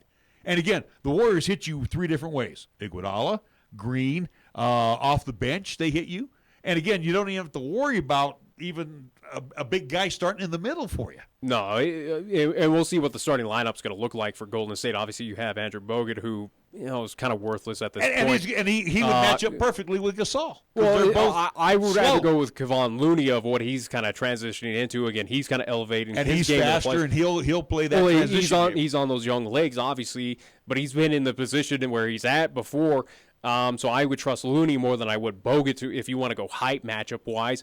Again, who knows if DeMarcus will be there for Game 1. Will Andre Iguodala be starting for at least Golden State in this Game 1? Yeah. You would assume so, but if he isn't, who's going to be that fifth man for Golden State? Will they go with the bigs, or do they go McKinney again? McKinney, again, McCaw, who knows? There's entities out there, but we'll see what happens. I think right now for Golden State, where you're talking about they can slow down Gasol, they can slow down Ibaka, maybe even Lowry as well, too. Right now, I think for Golden State, the game plan is you can let Kawhi Leonard do his 30 points, 35, and still be fine. As long as you find a way to shut down all those other entities, I think Golden State, I would feel confident in them winning this series, winning the NBA Finals, even with Kawhi putting up 35, or if he puts up 40. If he has a lights-out night, but no one else is contributing to it, at least with him, Golden State's winning this every time. And again, too, and I look. Like I said, you don't have to put a focus point on Kawhi Leonard. You can let him do his thing and still be fine as long as you're keeping every other piece quiet. And here's what I'm looking for in this series. We always know that Steph and we know that Klay are going to be your top dogs. I have a feeling in this series, and he's about ready to do that MVP thing because he's so versatile in everything, rebounding, assist, and even scoring. I have a feeling this might be Draymond's his series, just simply for the fact because they're going to be worried about Steph. They're going to be worried about Klay. They're going to be worried about Iguodala. Oh, here comes Boogie Cousins. Oh, KD may show up for Game 3 or Game 2. And Green is usually the forgotten guy.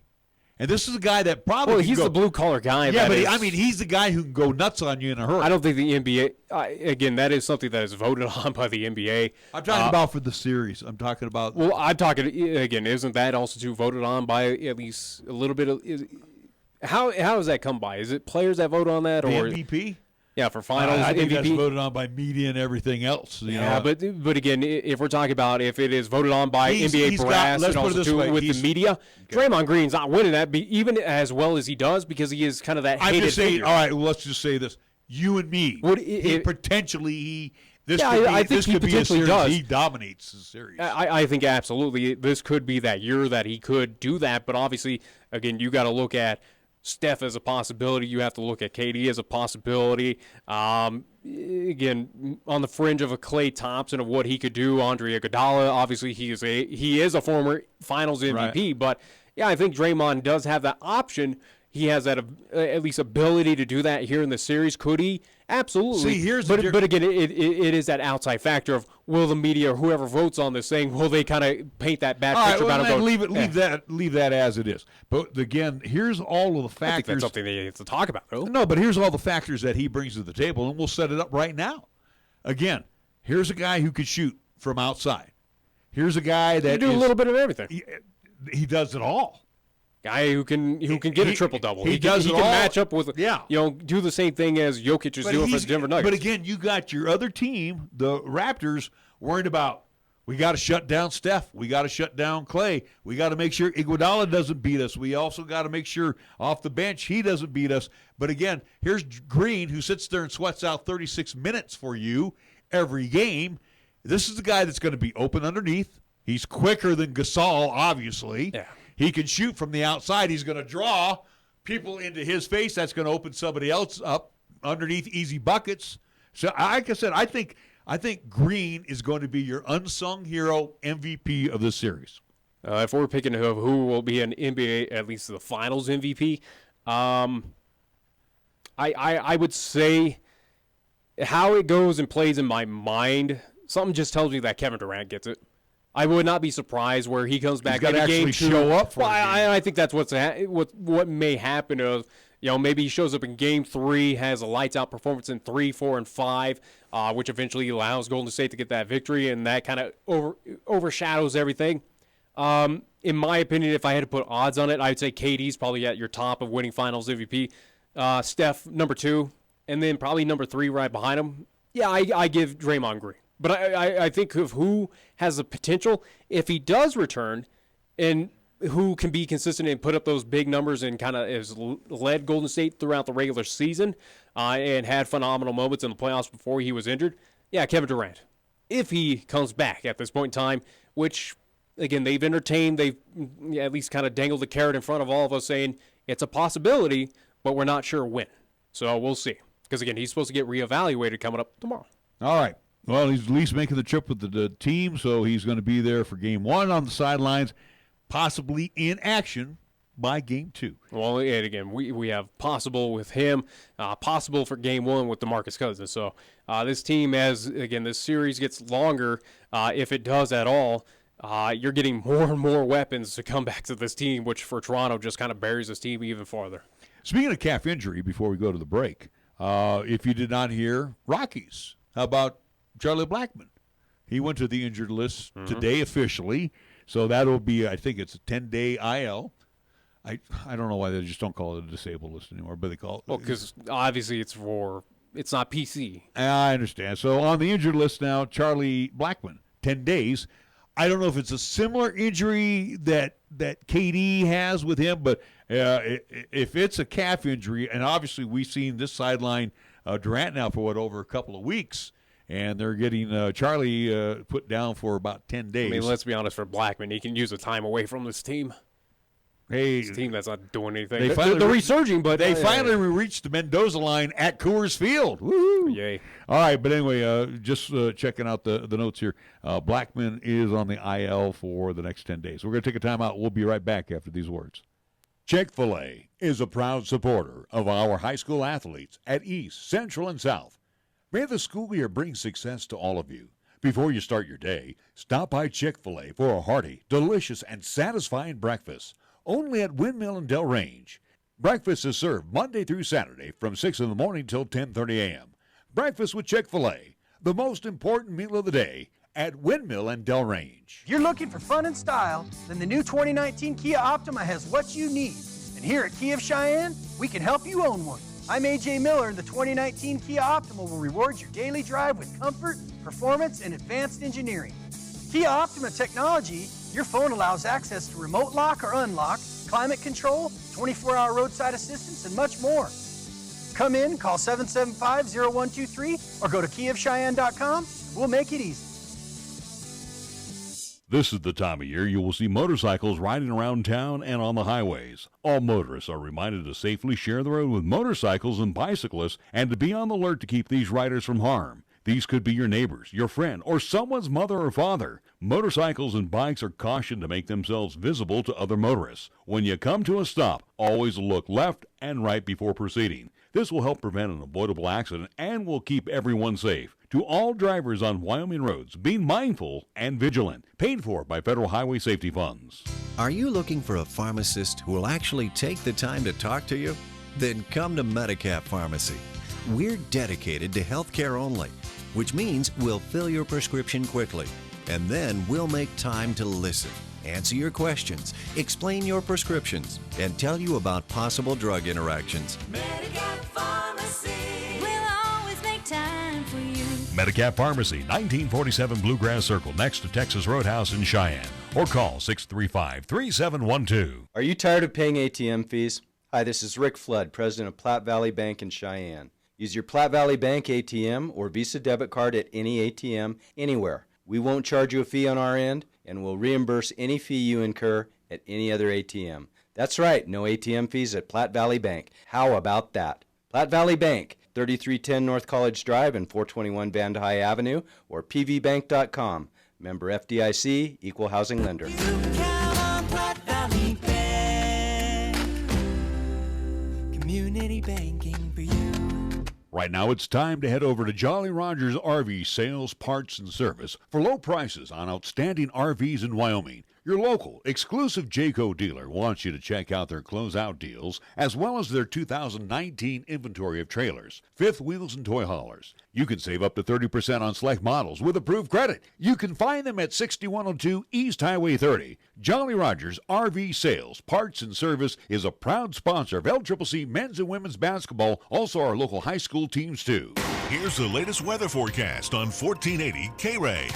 Well, the wise for today, mostly cloudy with showers and a possible thunderstorm. Expected daytime high of 45. For tonight, it's going to be mostly cloudy, showers, and a possible thunderstorm. Our low dropping down to 35 degrees. For tomorrow, Wednesday, continued mostly cloudy with a chance for showers and thunderstorms during the afternoon. We're expecting a daytime high of 51. For Wednesday night, it's going to be mostly cloudy with a slight chance of showers and thunderstorms with our low dropping down to 38 degrees. You bleed brown and gold? So do we. Wyoming Cowboys football and basketball is always front and center on this show.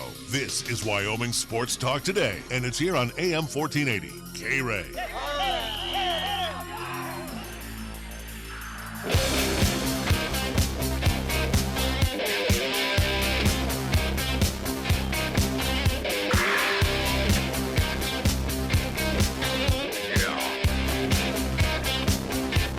Back on Wyoming Sports Talk today. Real quick, just looking at the Blue Cross Blue Shield report for the Colorado Rockies right now, in addition to Charlie Blackmon.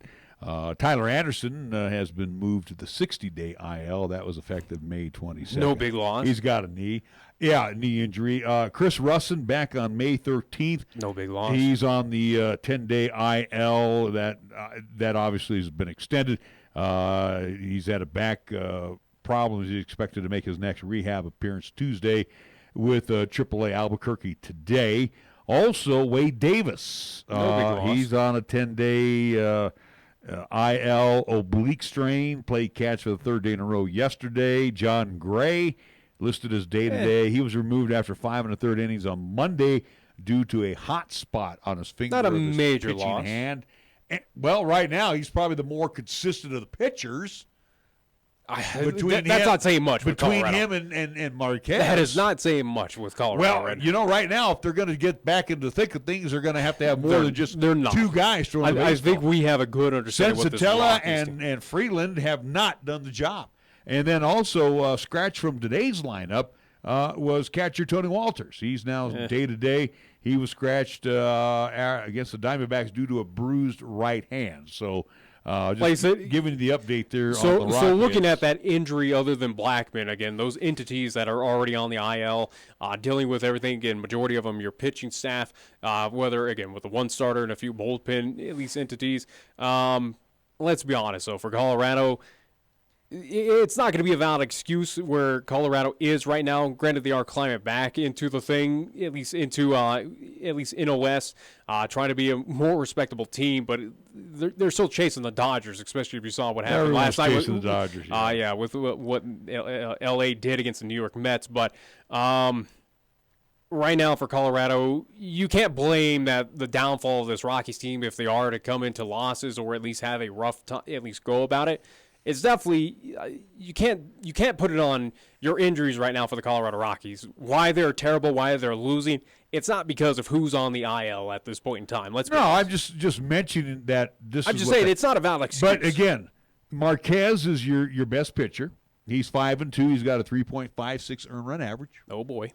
You got Gray at 4-4. He's got a 4.52 ERA. Freeland's 2-6. 6.71 earned run average. They're throwing Sensatella tonight. He's 3-4. He's got a 6.21 ERA. It just doesn't get any better right now. Let's see, Bettis over 5 ERA right now. Holy moly, it's not pretty. Even Davis, when he went to the IL, he had a 2.45. That's your closer. Yeah, who's got a 2.45 earned run average. Like I said, this team is pretty much set out of what they're going to be in 2019. They're not going to be a good team. I only gave you 4 starters. I don't know who the 5th one is right now. Does it matter at this point in time? Not really. Again, Colorado as it stands, even though they won 2 in a row, getting a walk-off at least run against at least Arizona, Colorado still sits below 500, 25-27, 10 games behind the LA Dodgers, who just kind of continue to cruise. They're on a 4-game winning streak. They're 8-2 of their last 10. Again, after a victory last night against the New York Mets. Like I said, Colorado, especially of how competitive the Central is, Dodgers are pretty much. It's easy for me, and I think it is something that it is safe to assume at this point, even though it is still fairly early in the season. Dodgers have wrapped up the NL West. San Diego tries to entertain. It's almost this back and forth between Arizona and San Diego where they want to get that second spot, but they find a way to beat up San Francisco, but then lose to Colorado. They find a way to beat up each other. They lose to everybody else. Yeah, but I think right now it's safe to assume that LA has wrapped up the NL West. I don't foresee them losing that lead. I don't foresee them having a big collapse. If they do, they have some leeway at this point. Again, right now for San Diego, who's in second place, or at least tied with Arizona Diamondbacks, they're still 8 games behind the LA Dodgers right now, which is the largest lead compared to any team in all of Major League Baseball, at least right behind what Minnesota is doing in their Central Division. Where they're starting to walk away with that. Doesn't surprise me. Again, I had Minnesota winning that division. So, but LA, I think LA is a safe choice and a safe assumption right now, even early on, to say, yeah, you've won the West, you've done it, and no one's competing with you. No one's going to give you a fight. And I don't think Colorado is going to find a way to climb back out. That blows me away because we had the Rockies actually putting it together this year, especially with the young guns, thinking that they were going to win that division. Finally, young guns showed it away from the Dodgers. Again, those young guns were some at least some offenses around the league weren't used to their style, weren't used to their pitches. Well, now they got accustomed to it, and they've realized, hey, you're not this special. Like I said, you have no ace on the Colorado Rockies. Some of the Marquez is. I don't put him in ace. He's at least been steady Eddie. I'm just telling you some of the other and Gray to me is, as far as I'm concerned, yes, he does give up some batting practice home runs, but at least he is right. He's still at the Mendoza line. Freeland has fallen off. Bettis is nowhere where he used to be. Sensatella. These guys are batting practice. You are seeing right now with Colorado is what you've seen in years past, and what this franchise has kind of been known for is it has good hitting, but the pitching is your biggest Achilles heel. Your pitching right now is what is killing this team, and it clearly shows where you have one of the most, probably the scariest offensive lineup, at least batting lineup, in all of Major League Baseball. Again, with Arenado, with Blackman when he is healthy, with whoever, at least 1 through 9, minus the pitching spot where they're kind of pathetic too. But again, beside that, the offense should be scary, should be getting them plenty of runs. And again, they've been doing that. Run score right now, third right now in the NL West with 273, so not too shabby. What's killing them is this pitching that is just pathetic. And also what's killing them too is strikeouts. We're seeing right now with the Colorado Rockies, it's the Rockies of what they're known for, of having these amazing offensive lineups. Even go back to the Tulo years with, they're only hitting 256 as a team, Nick. That ain't good. Well, I'm just saying, though, you have big names on that offense that should be doing something special. Arenado, go back to the Matt Holliday years, again, with Tulo, with all those big names, even Todd Helton when he was a part of it. Hey, you had those power hitters, but those teams were not that good. They weren't making it to the playoffs. You can even go where the Bichette days. Granted, they made it to the playoffs every once in a while, but you look at those, the Blake Street Bombers, where another phenomenal offense, but the pitching just shot himself, was at Achilles' heel. It's almost, this is what this franchise is built around, is what we're seeing again this season of you have a phenomenal lineup that we should be doing something special, should be in where LA is doing. Well, here's what your they're doing pitching special. is killing you. Here's what they're doing special. In 52 games, this team has struck out a total of 503 times. So even your opposing offense, or at least your lineup, is even a weak spot. 9.5 times a game. In a 9-inning game, they strike out. That tells me that you need to get rid of your hitting coach. That tells me immediately that you need you're to do hitting, and as I mentioned, you're talking about a phenomenal lineup, which we all have bragged about. It's a phenomenal lineup that they paid money to. 256 they're hitting as a team. That's not good. That's Giants numbers. Yeah.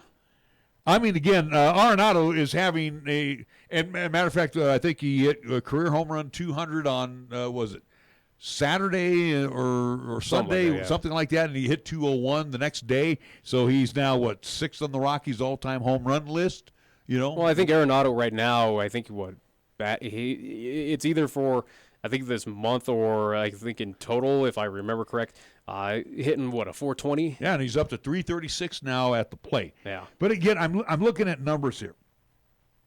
Story got the silver sombrero yesterday, striking out 4 times. There's nothing surprising there. He's go back 2 years ago. I know, but 211 plate appearances, and he struck out 63 times. Almost once every 3 1/4 times up, he strikes out. All right. Then you got David Dahl. And he was, he's hitting 305. The guy strikes out every 3 times he's up. All right. I mean, it's Ian Desmond, 151 plate appearances. He struck out 46 times. I mean, this team goes up there and whiffs. Okay, you're telling me stats where we have a good litmus test. It's something I've said for weeks on end now, where everyone believes that this team is going to find a way to right the ship. They don't have the pieces to do it right now. They clearly don't. Right now, this team is destined to be flirting with, the bottom tier in the NL West. But you even if not in the National League in total. You even said it best. Why? And the question is to the Rockies brass, why is Dave Magadan still your hitting coach? Yeah. Why? No one will give us that answer. Well, also, too, again, pitching coach might need to be altered a bit. Maybe be aggressive in the. I've already talked about that one ad nauseum. Both Foster and Holmes, adios. Well, right now, again, Colorado needs to do something. In my opinion, they need to do something drastic, or else right now they have no shot, because their only shot right now to get it to the postseason is win that NL West. Especially where Central is going to be very competitive. Again, not going to write off Pittsburgh, not going to write off St. Louis, even though they're sitting at 500 at 26-26. I can't write off where San Diego and Arizona, they can still be competitive. They're still in the thick of it. Again, both of those teams are 2 games above 500. And then looking out at least in the East, New York 1 game below 500, but they're 26-27. Atlanta 30-24, where they're competing with Philadelphia. That might be a back and forth flip where one of those two, if not both of those teams, make it the postseason. Right now for Colorado, your best shot, especially where you're well behind the 8 ball, you got to focus on that NL West division title, which is far out of your reaches at this point in time. You are not taking that brass ring from the LA Dodgers at any point in time. It's any team in the NL West. San Diego, I don't think, has a prayer. Arizona doesn't have. Colorado, no. In San Francisco, clearly they've cashed out this entire season. But for Colorado, your only opportunity is to win that division title, which you're nowhere even close. You're not even on the same. You're not even the same level as the Dodgers. So you sit here and Bud Black, who has guided the Rocks to 2 postseason appearances, you're starting to see now. And this happened with other coaches as well, where the Rockies had some mild success, and then things started to slough off a little bit. Clint Hurdle. Even Jim Tracy. Yeah. But here's the deal. Bud, you need to understand that, your team is this, but your staff is also this. Yeah. Dave Magadan, bye. Steve Foster, I've said this for years, bye. Darren Holmes, adios. Let's move on. I mean, what we're seeing in Colorado is kind of what we're seeing 40 miles to the west of us in Laramie with a program out there that kind of holds on to these entities, a part of this coaching staff, where as much as we see the flaws in it, they hold on to them for whatever reason. And that's right now is what's killing Colorado is you have this phenomenal lineup. You have big names that could do something special for your team. This team could be where the Dodgers are at. But right now it shows that your personnel, a part of this coaching staff, is holding this team back. But also, too, your pitching staff is nothing phenomenal of what you kind of hyped it up. I've been telling you that for years of where there's no one really special. John Gray, yes, he's average. He's not the greatest thing on that, at least on the Rockies. And I've gone back on that. I said he's not the ace of the staff. To me, he should be the number 3, maybe 4 guy behind Marquez. Freeland should be your number 2 guy right now, especially being a port sider that he is from the left side. Gray sits in there maybe at number 3.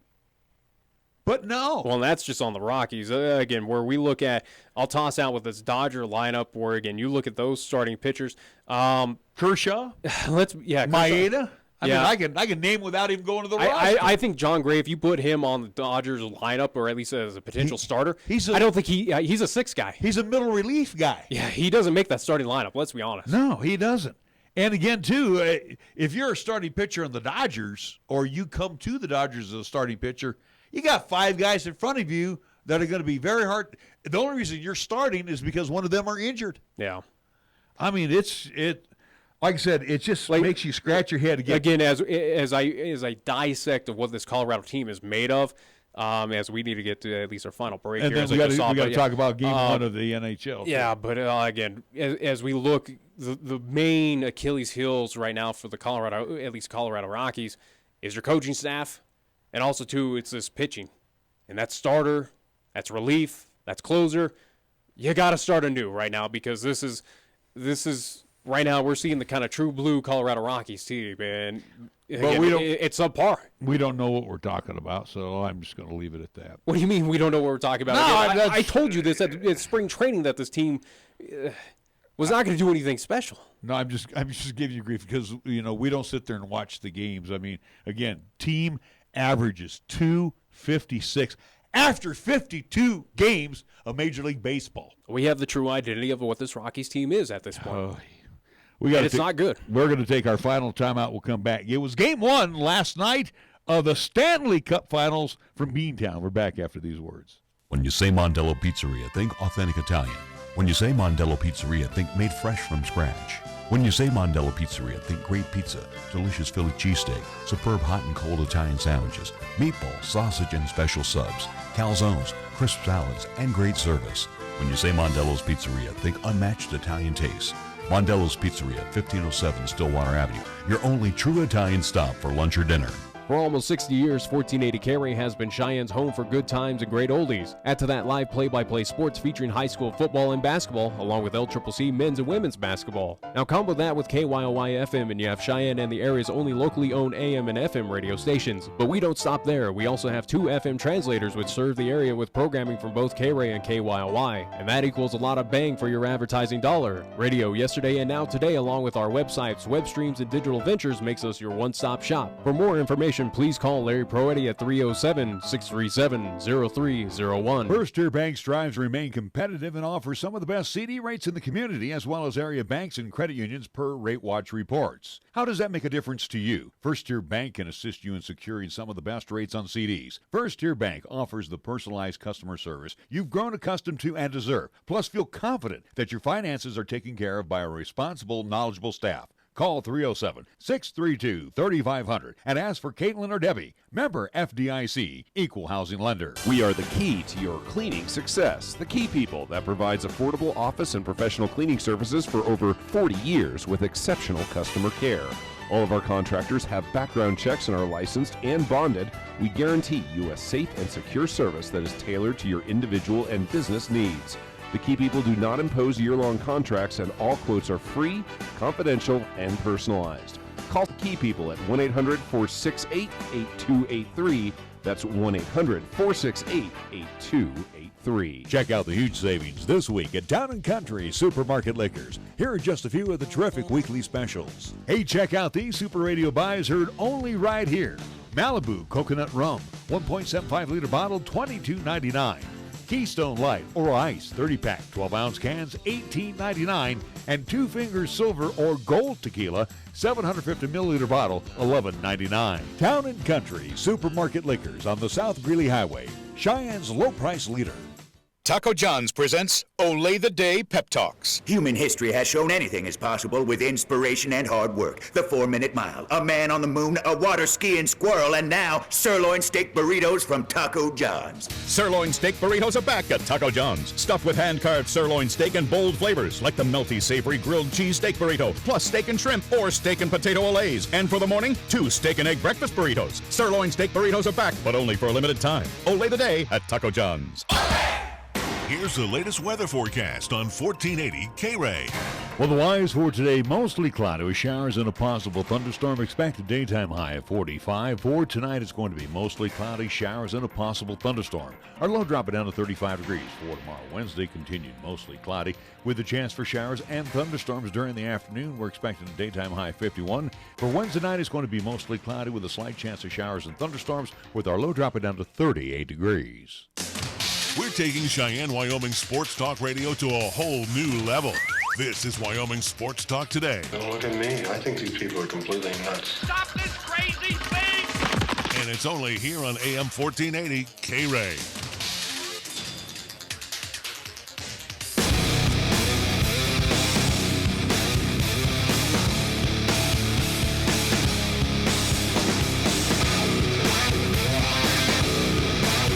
We're back on Wyoming Sports Talk today. Game 1 of the books in Beantown at the Garden, where the Bees win 4-2 over the Blues last night. St. Louis had a hot start in that game, or at least came out where it looked like, oh, hey, St. Louis could give it a shot when they went up 2-0. But and then the Bruins woke up. Yeah, they had 4 straight. 2 in the second period, again, 2 to finish out in the third. So Boston at home. As much as I thought Boston had the easy route, maybe that was fitting for Boston, where they weren't challenged and they weren't roughed up as the St. Louis team has going to the West. Maybe that is an advantage right now for Boston, especially being at home.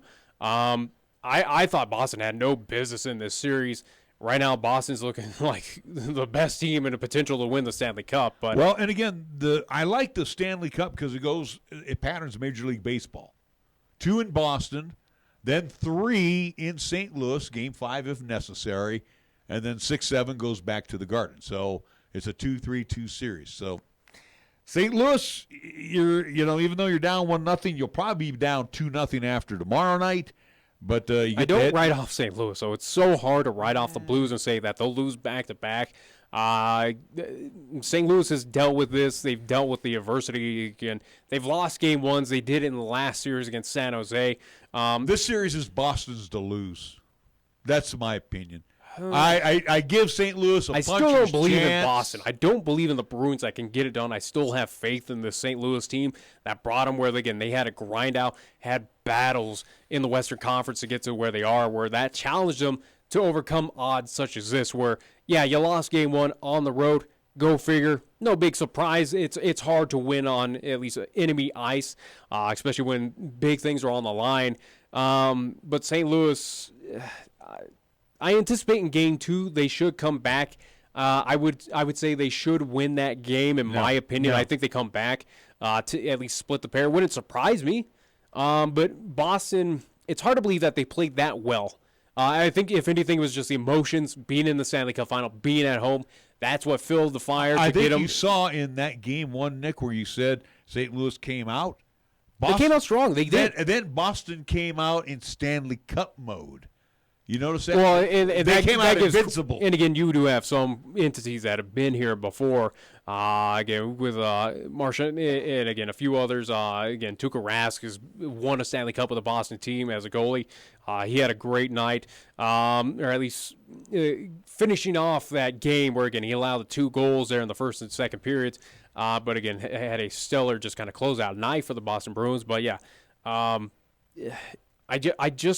don't want to believe in this Boston team. Boston's won enough championships. Let St. Louis have the fun. But I think St. Louis still this is not going to be a sweep. Boston is not cruising against St. Louis. Like I said, when you go into the baseball type of series, 2-3-2, you know St. Louis is going to grab at least one in their home. And I don't think we ever gave a prediction because, again, this series started, or at least we didn't have a chance to give our thought on the Stanley Cup. But Boston in 6 for me. I would say St. Louis in 6. Okay. There you go. Actually, St. Louis 7. Okay. Yeah. So you like it to go the distance. All right, we got to wrap things up here real quick. Back with our Golden Age